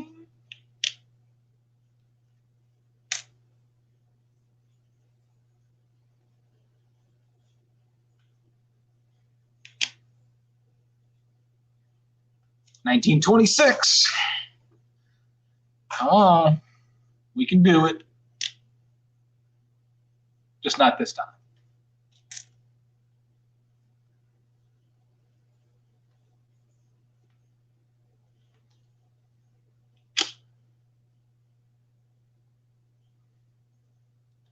Uh, 1920. It's not going to be anything.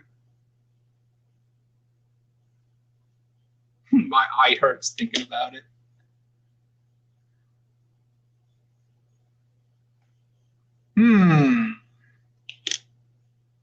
What does the back tell us?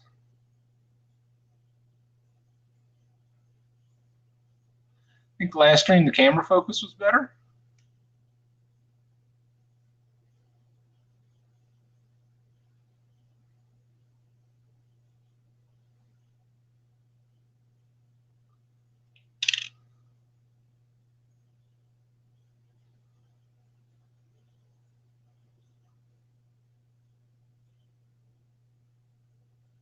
Yeah, it's always a little choppy.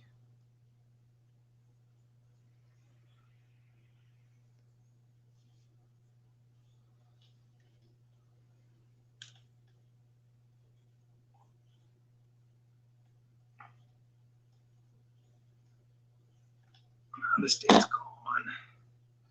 gone. Drippool, I'm looking for the early years as well as most of the 1920s San Francisco ones.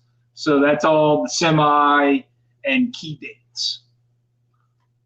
All the ones that I'm missing in my album are from San Francisco. But we're also looking for earlier ones that are rare as well.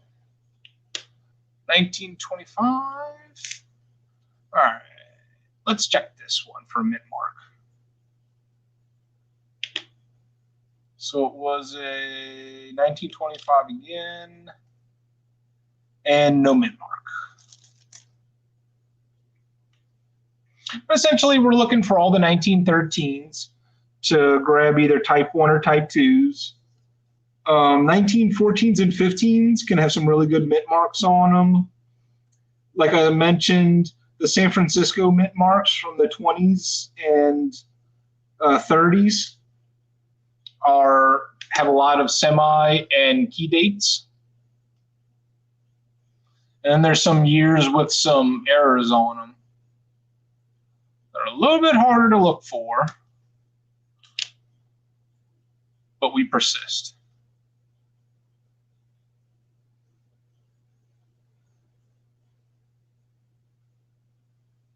Hold up. If that's a Denver mint mark, that thing is way off.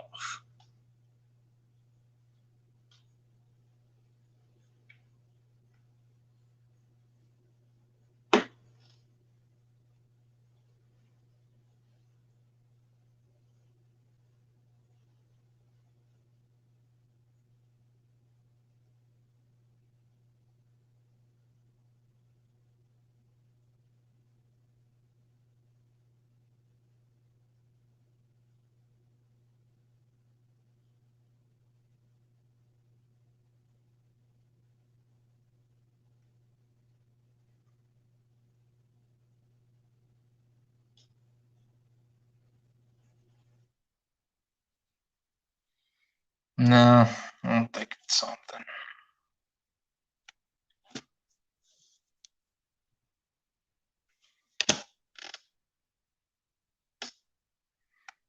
Nah, that's not anything.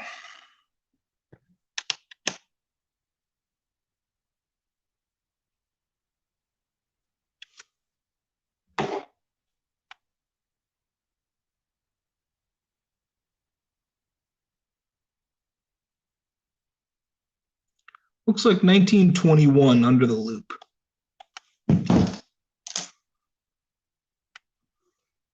So nothing too special. Here's a 1917.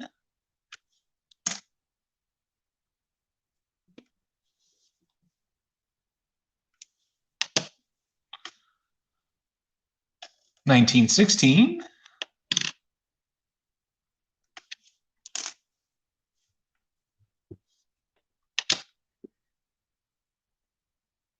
$1928.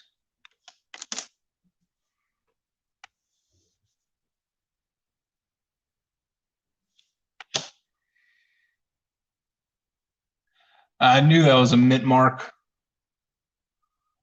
All right, so 1913D, type 1. Sweet.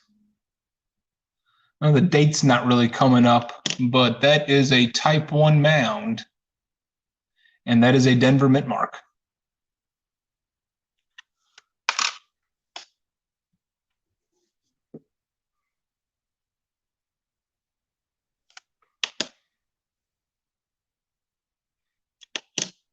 $1920.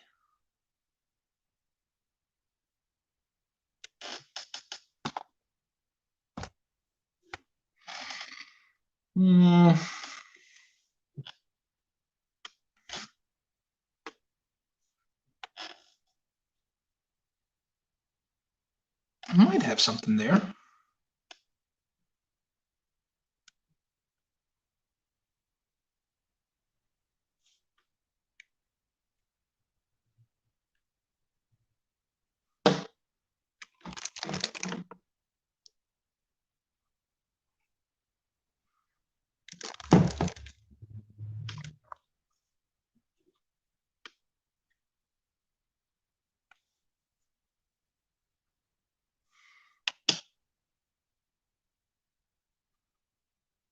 Another 1916.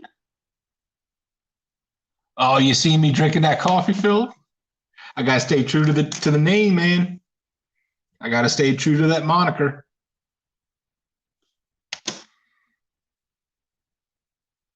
1919.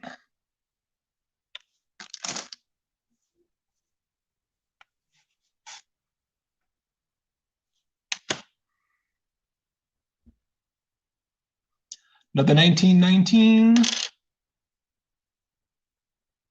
Nothing.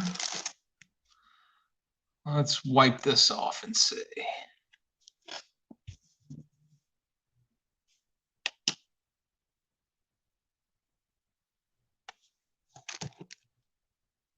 Cheers, brother. Nah, nothing there. All right, this is the last one.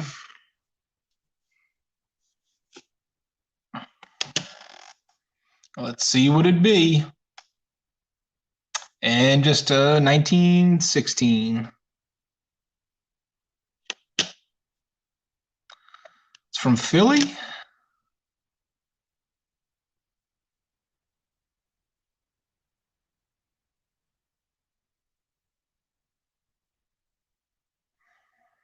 Hmm.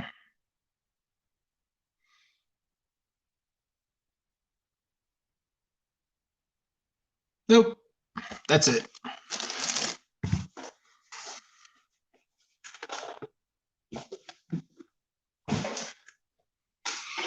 All right, just give me a minute, folks. I'm going to change the camera layout first in a minute.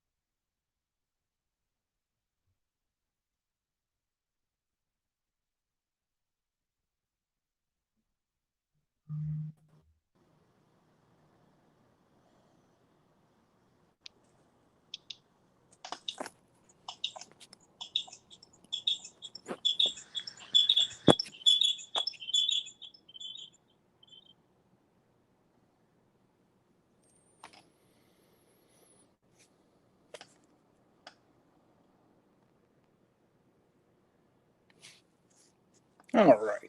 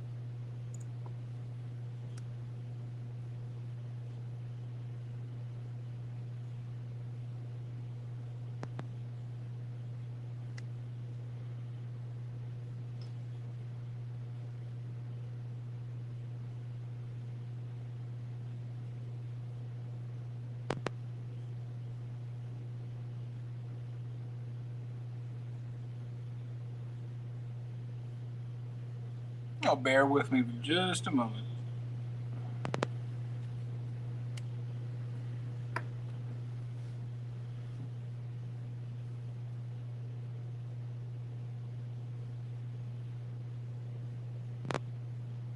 Oh, we're all still here, Jose. We're just in a little bit of a transition now. Buffalo hunt is over.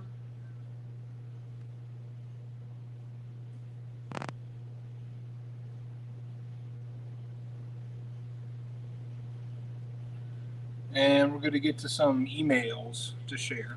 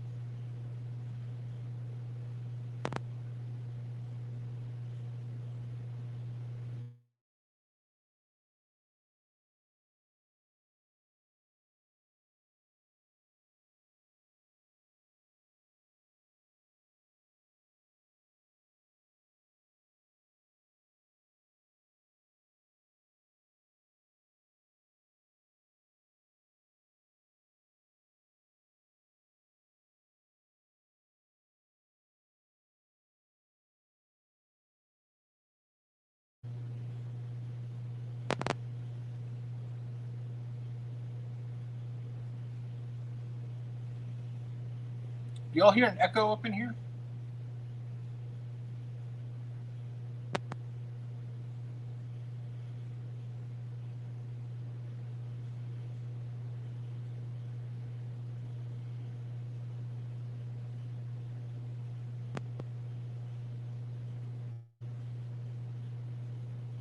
No echoing. Cool. Thanks.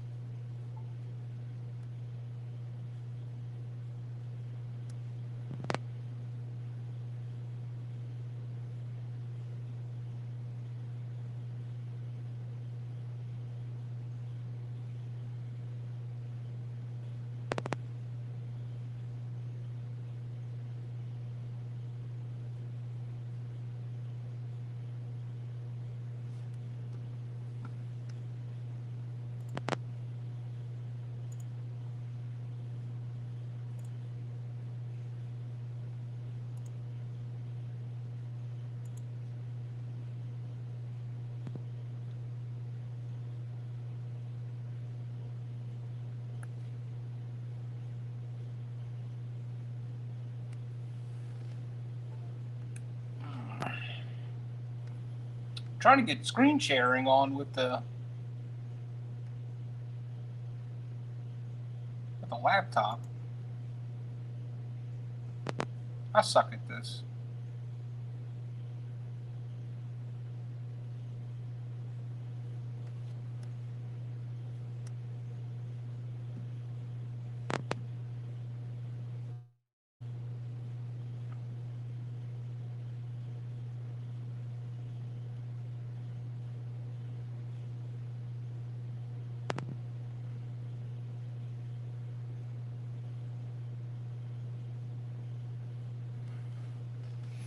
All right, sorry, y'all.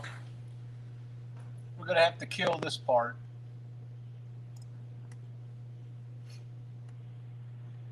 All right, sorry, y'all.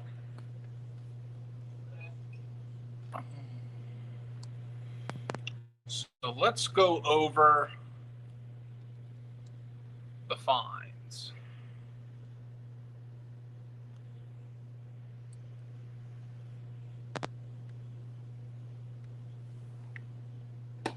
When's the coffee? Jose Alejandro is my friend, brother.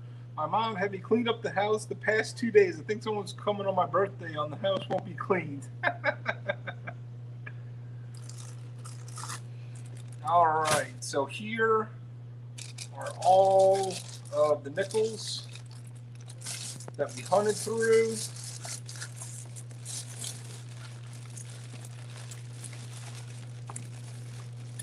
I'm going to go ahead and roll these up.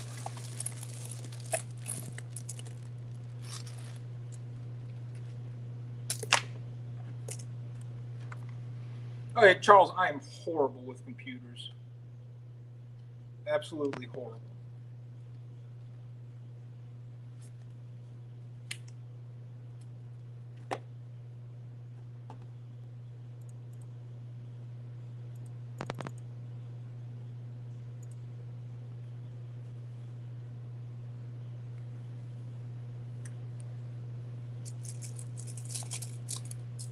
So what's everybody got planned for the weekend?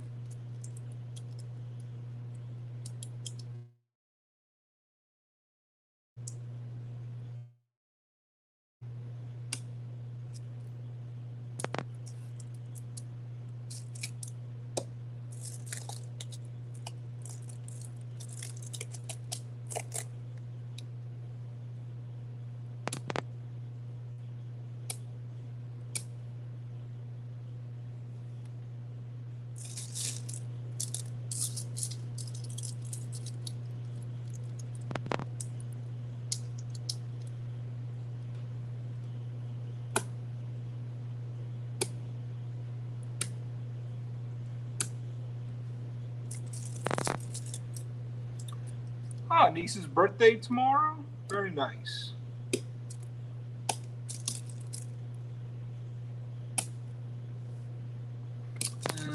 Sunday. Yep, Sunday's birthday. That's right. So hopefully going out to eat tomorrow night. Relax. Time. That's what's up, man. What is your favorite place to go eat, McCamer?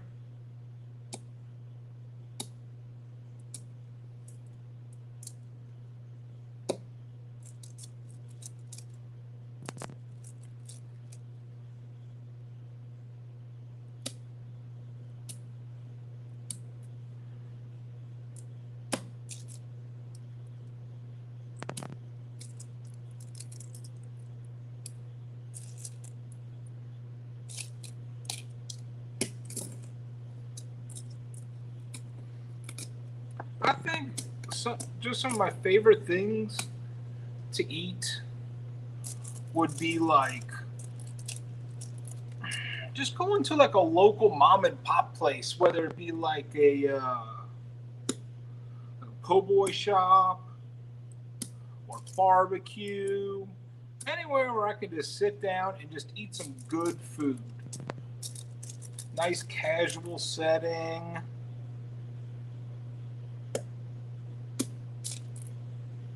Benihana, very nice. Yeah, I've had some. Never been to Benihana particularly, but I've been to some pretty good hibachis before. Hibachis are fun, but sometimes they can give me a headache with all the clanking.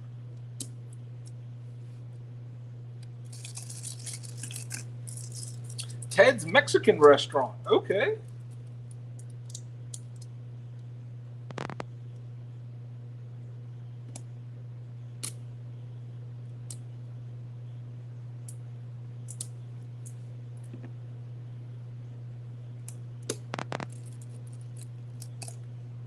We used to have an all you can eat Mexican buffet in town. And when I was a kid, it was delicious.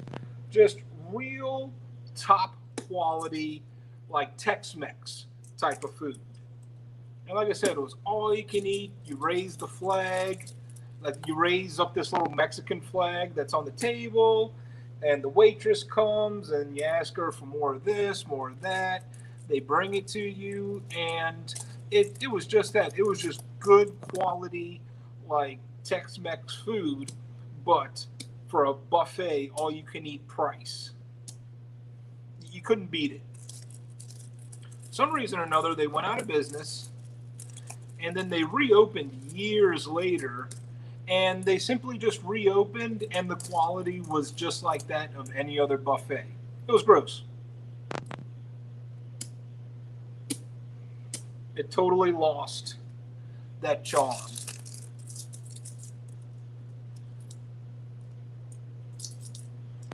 And they had like the fresh hot sopapillas, those little like fried bread pockets, and they would have a tube, like a little squeeze bottle of honey at the table.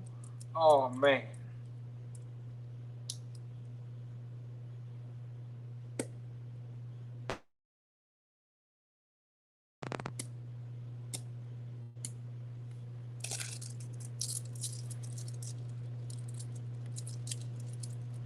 Outback, ribs and steak. That's what's up.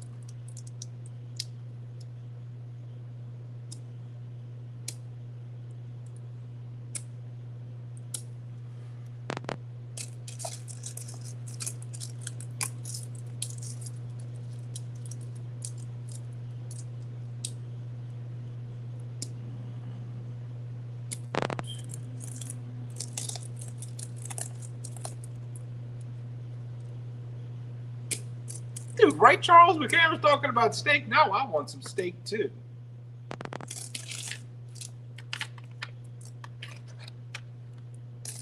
Oh man, you got us working up an appetite, McCameron. I got some leftover stir fry that's in the fridge. That's kind of like steak.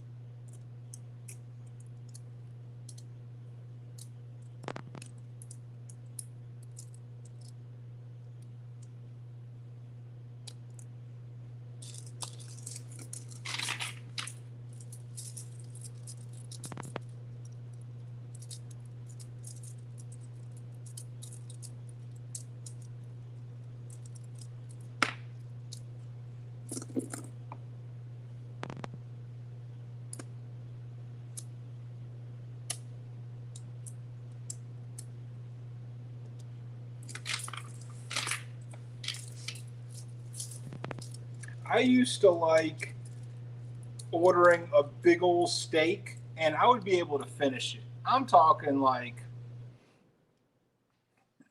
a 24-ounce steak and I could eat it. Now I can't do that anymore. I can't eat like that anymore. I just get full and I end up wasting it. And it took me a couple of years to realize that because I would still go out to restaurants and, you know, I'd order the biggest steak that they had on the menu. My wife would roll her eyes. You know, she's like, "You're not going to finish it." And I'm like, "Oh, of course I am. I'm starving." And of course she was right. I would not finish it. And then, you know, steak's just not good left over.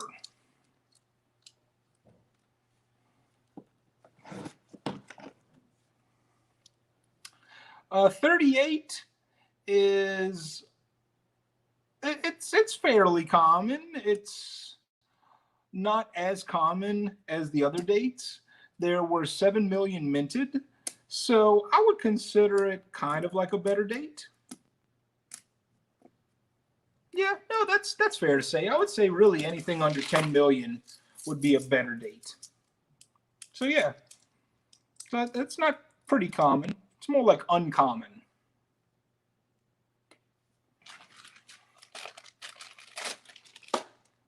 All right, we made short work of that stack.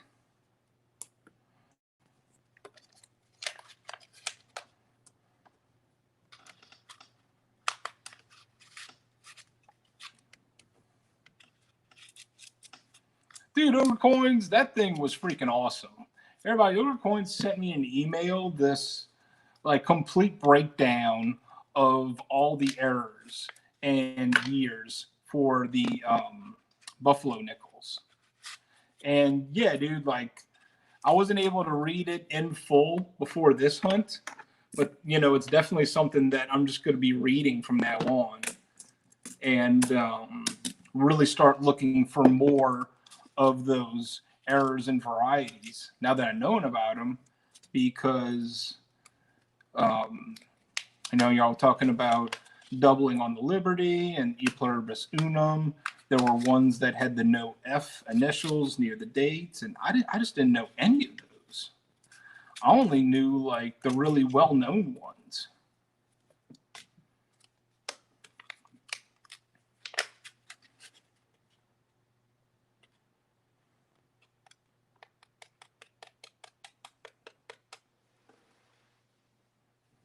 Oh, thanks, the Cameron. That's nice of you to say. Jose Alejandro is no stranger here. Jose's been with us before, and he's an awesome dude. So he's picked up a lot of good stuff here. I try to provide, some good stuff for y'all. Dude, buffaloes are fun to search. And not a whole lot of people, regard them that high. So I don't know. Sometimes they can be easy to go through. Yeah, right, Jose. A few months, bro. I picked up all the V nickels that they had, and there were like 5 or 6 of them. So I think I might have added 1 or 2 to my album, but I don't really have a whole lot of V nickels. There's another store that's like in the next town over that has V nickels, but they're really slick. Thanks, Jose. I try to find some good stuff for y'all. Some auctions are better than others. Sometimes I can get better deals than other times, so I can drop the starting bids down. I always try to get a nice mix.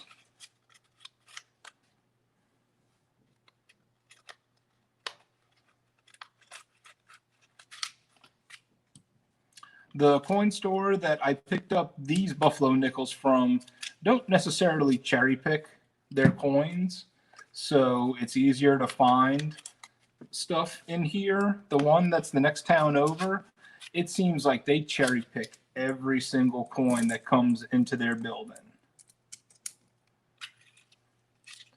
So it's a little bit harder to find things, that's not already priced as such.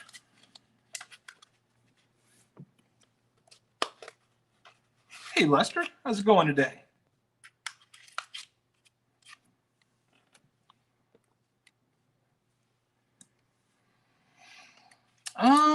The one next over might have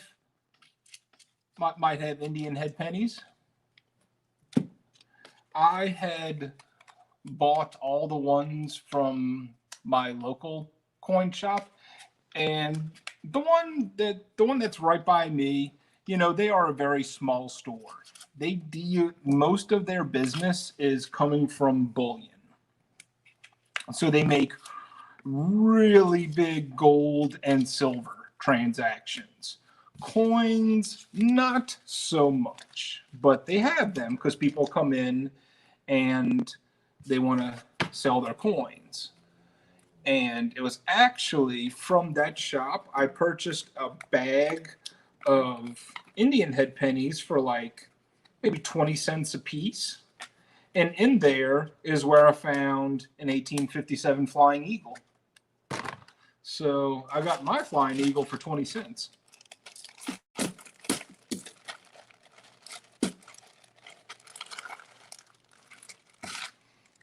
Dude, for real, Jose, a lot of people go through everything now. I think that's just how everything is expanded. There's just a lot more knowledge going around. This is the Flying Eagle that I had picked up. So just regular old 1957, not too bad a shape. Yeah, dude, 20 cents.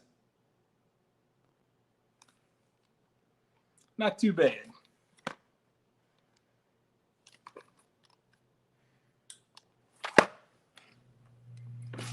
I don't usually like to tell stories, but like, oh, I got this for such and such a price and this and that. But it's hard not to tell that story. I mean, come on. A 20-cent Flying Eagle.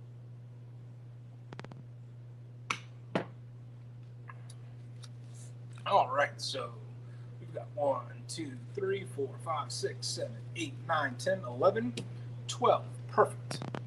Got 12 rolls of buffalo nickels. So these can go up on the next auction.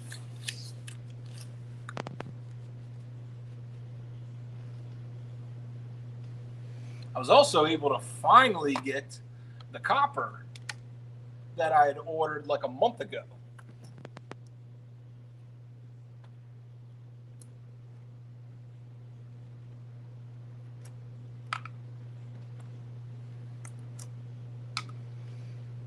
So I have 20 rolls each of copper 1 ounce rounds with the likeness of the Buffalo nickel, the Peace Dollar, and the Walking Liberty.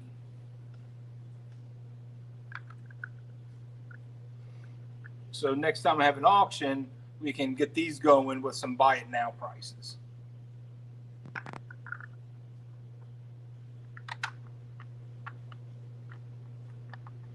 But between like the Buffalo nickels and that's all I really have right now for the auctions. I really have to go out and try to find some nice stuff.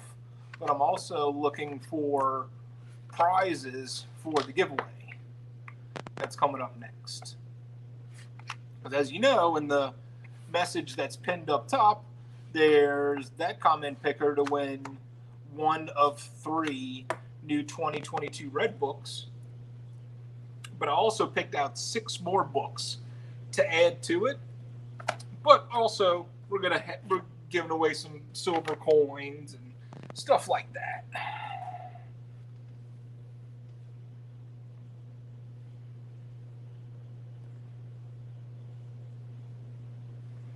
And the Dripple's like, I got a bunch of copper.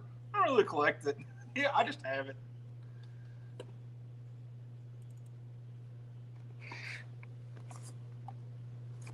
So now I can go through these, put them in some flips, and mark down the years. And that combined with these flips is what we have pulled through the entire hunt between today and Tuesday.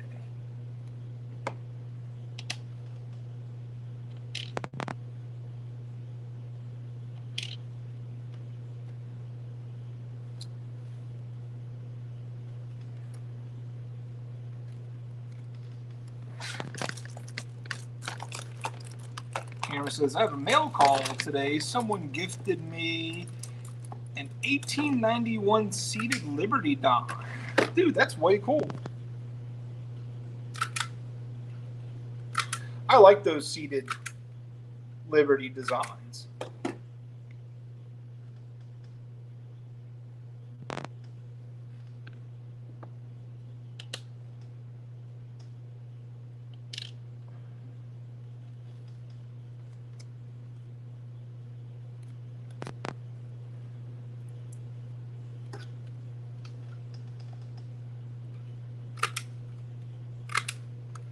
Yeah, that's a really awesome gift.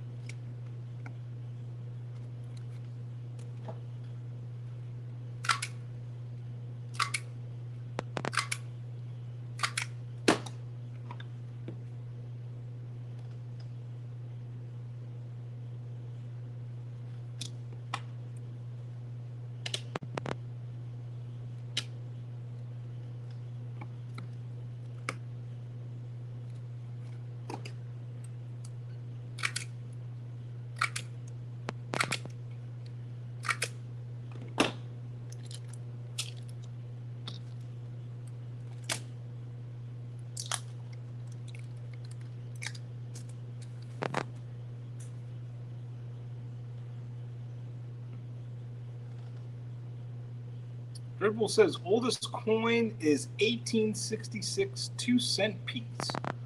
Dude, I've always wanted to get the 2-cent coins and like the 3 cents. That's way cool. One of the funniest coins that I find out there that's on my list is a 1/3 English farthing. So if y'all don't know, a farthing is 1/4 of a penny, an English penny. So the third farthing, you would need 12 third farthings to make 1 penny. I just think that's wacky. Like I get into that kind of stuff.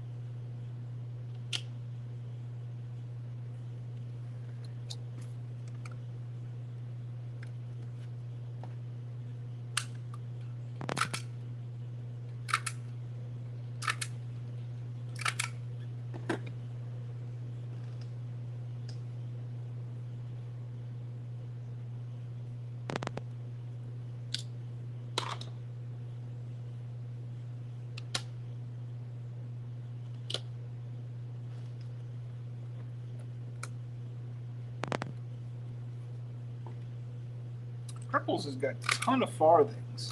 Nice.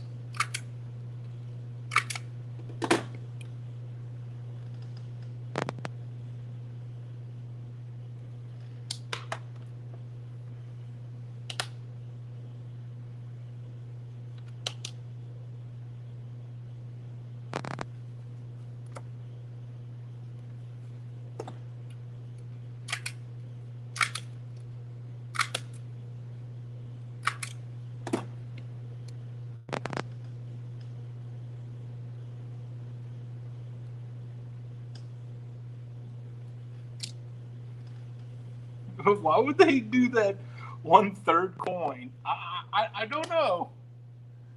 I really don't know.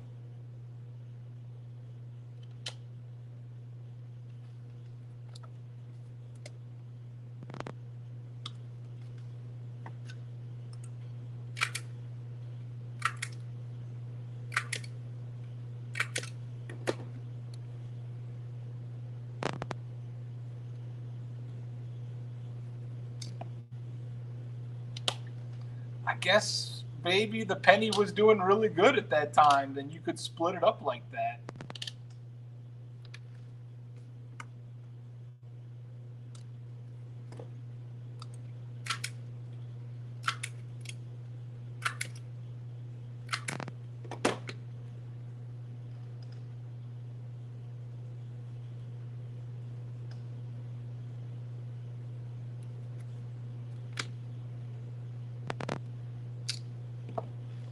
Hey, Philip, welcome back. Just going through the spoils of today's hunt, getting everything marked down.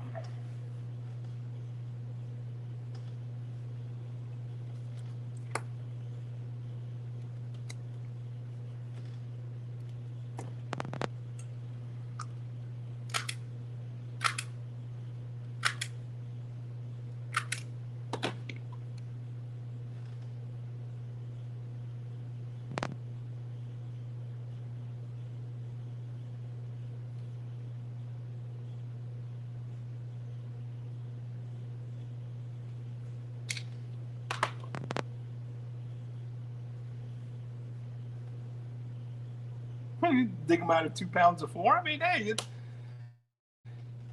that's cool, bro. If you feel so inclined, I'd appreciate it, but it's up to you.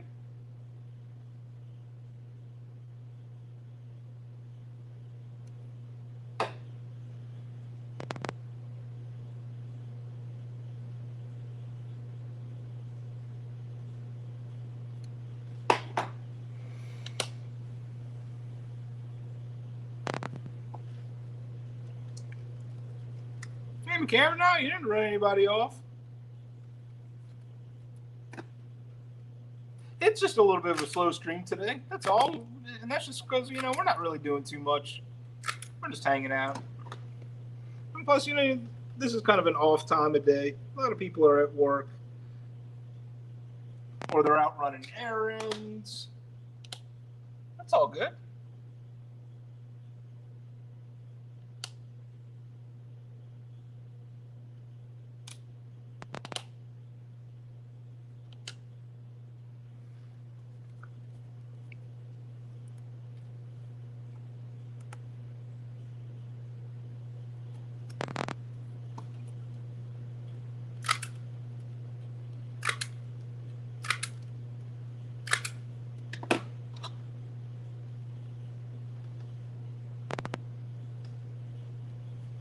Oh, McKenna, did you go on Everyday Opportunity Show?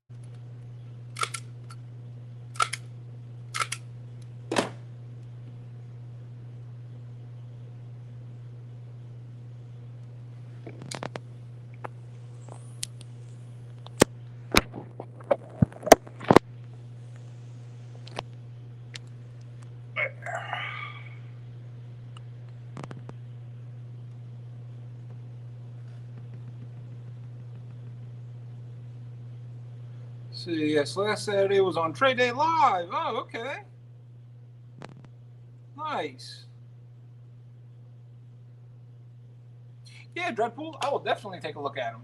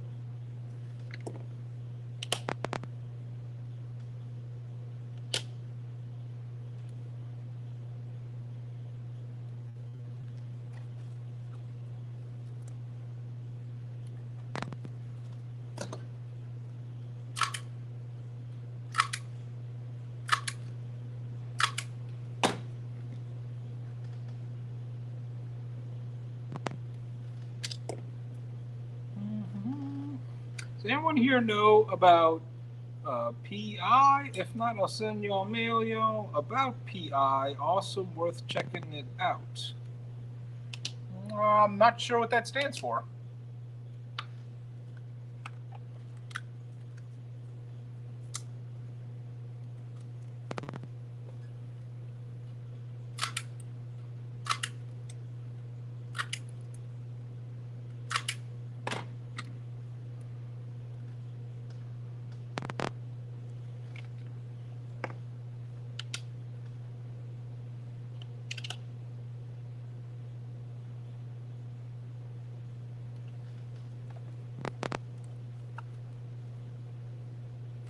Well, that's all cool, Dreadpool. I will check out that stuff you showed me, and I'll get back to you if when I see something.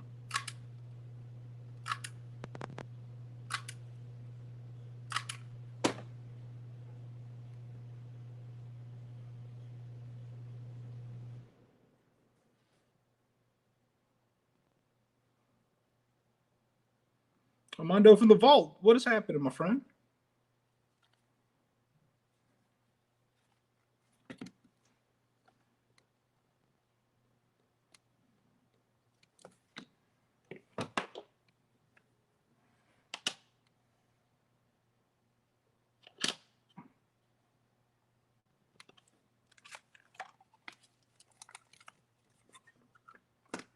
Well, Armando, I just finished doing a buffalo nicodate hunt.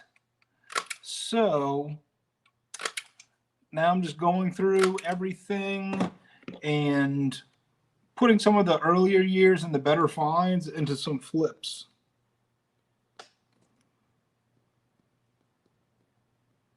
Which is to say, we're not really doing too much. Fortunately, it's not really that exciting of a stream show today.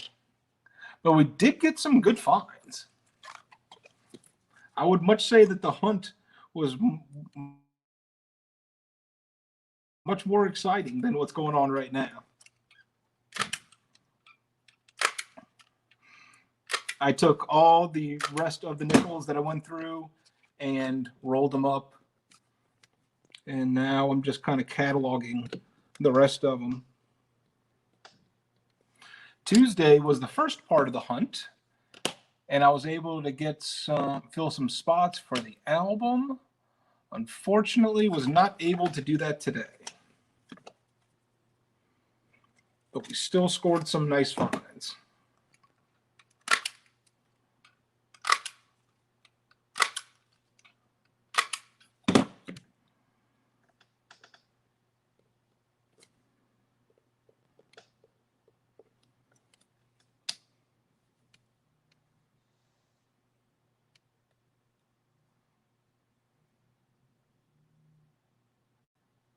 Yeah, it's the cleanup work.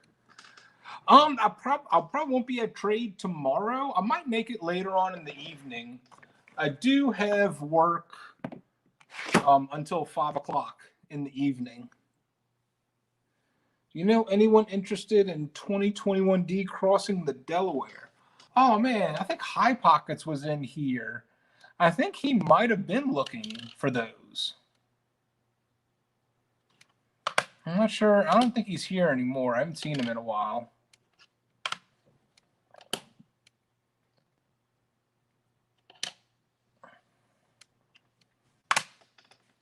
Oh. All right. This is the...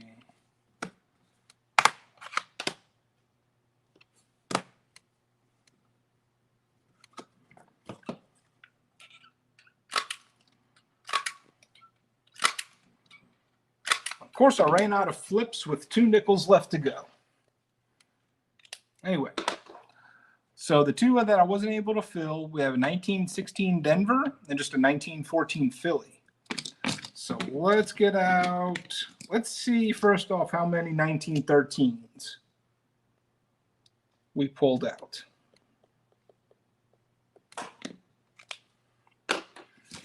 So Type 2 Philadelphia, we pulled out 2 today, and in total, 2, 4, 6, 8, 10. In total, 12 of 1913 Philadelphia Type 2.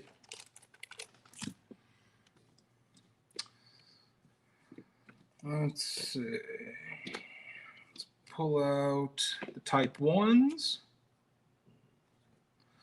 So we pulled 2 1913 San Francisco Type 1s. One went in the album. The other went into the flip. So here's San Francisco, Denver, and Philadelphia. And we can just kind of stack them like that.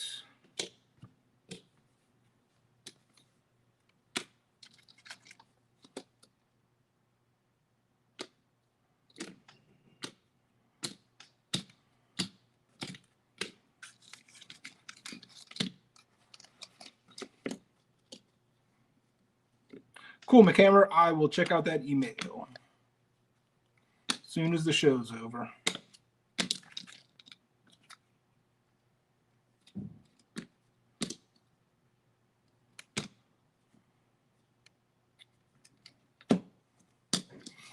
All right, so for the Type 1s, we got 1, 2, 3, 4, 5, 6, 7, 8 1913 Philadelphia Type 1s.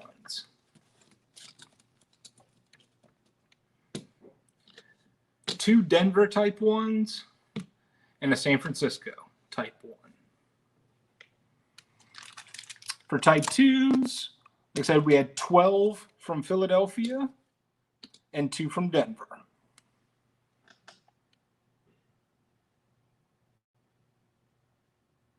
Hey, Mikey, thanks for hanging out with us, brother. You have yourself a great weekend.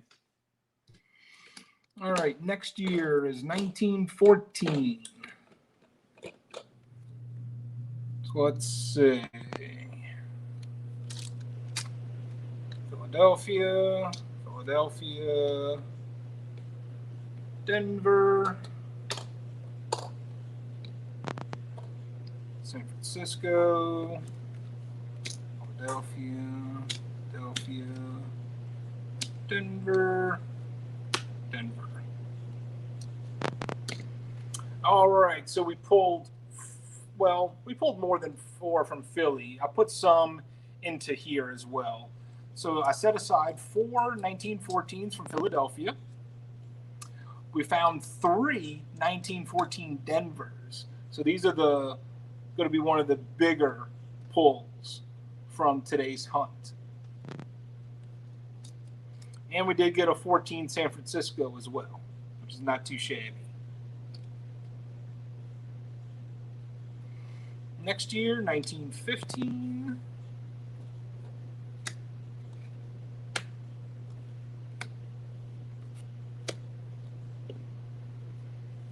Let's see. All in all, I put more 15s as well.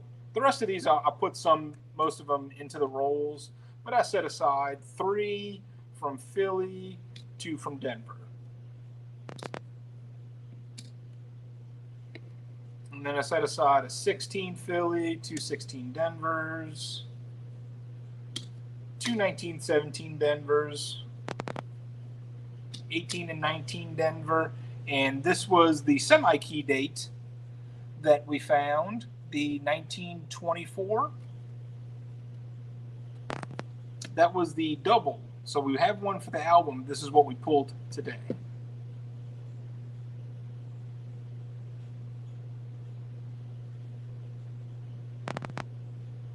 Do I do a lot of nickodating nickels? Yes, sir, I do. I do. I like doing it. I usually do a couple of hundred at a time. So this was one of the bigger hunts that I did.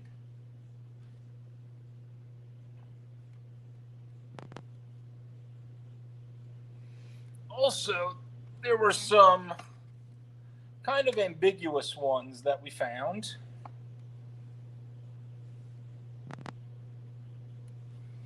Let's go to the microscope.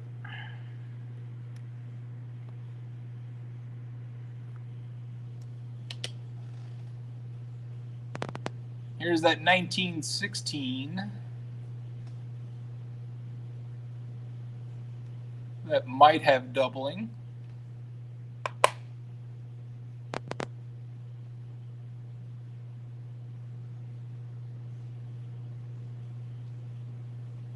Yeah, sounds good, Armando.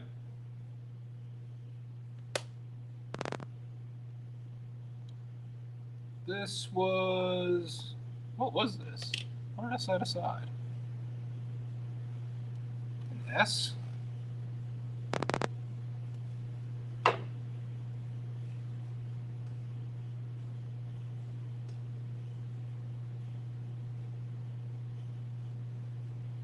That's a 23 San Francisco. That's not anything.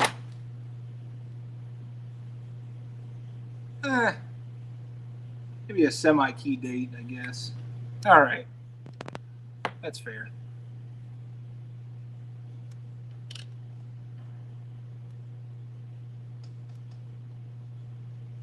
I don't know why I set this aside either. Sometimes I do things, I just don't know why.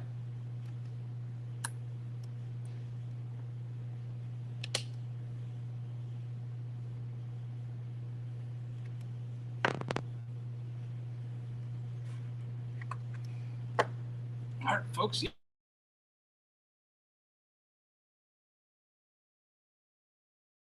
Yep, that's about the size of it.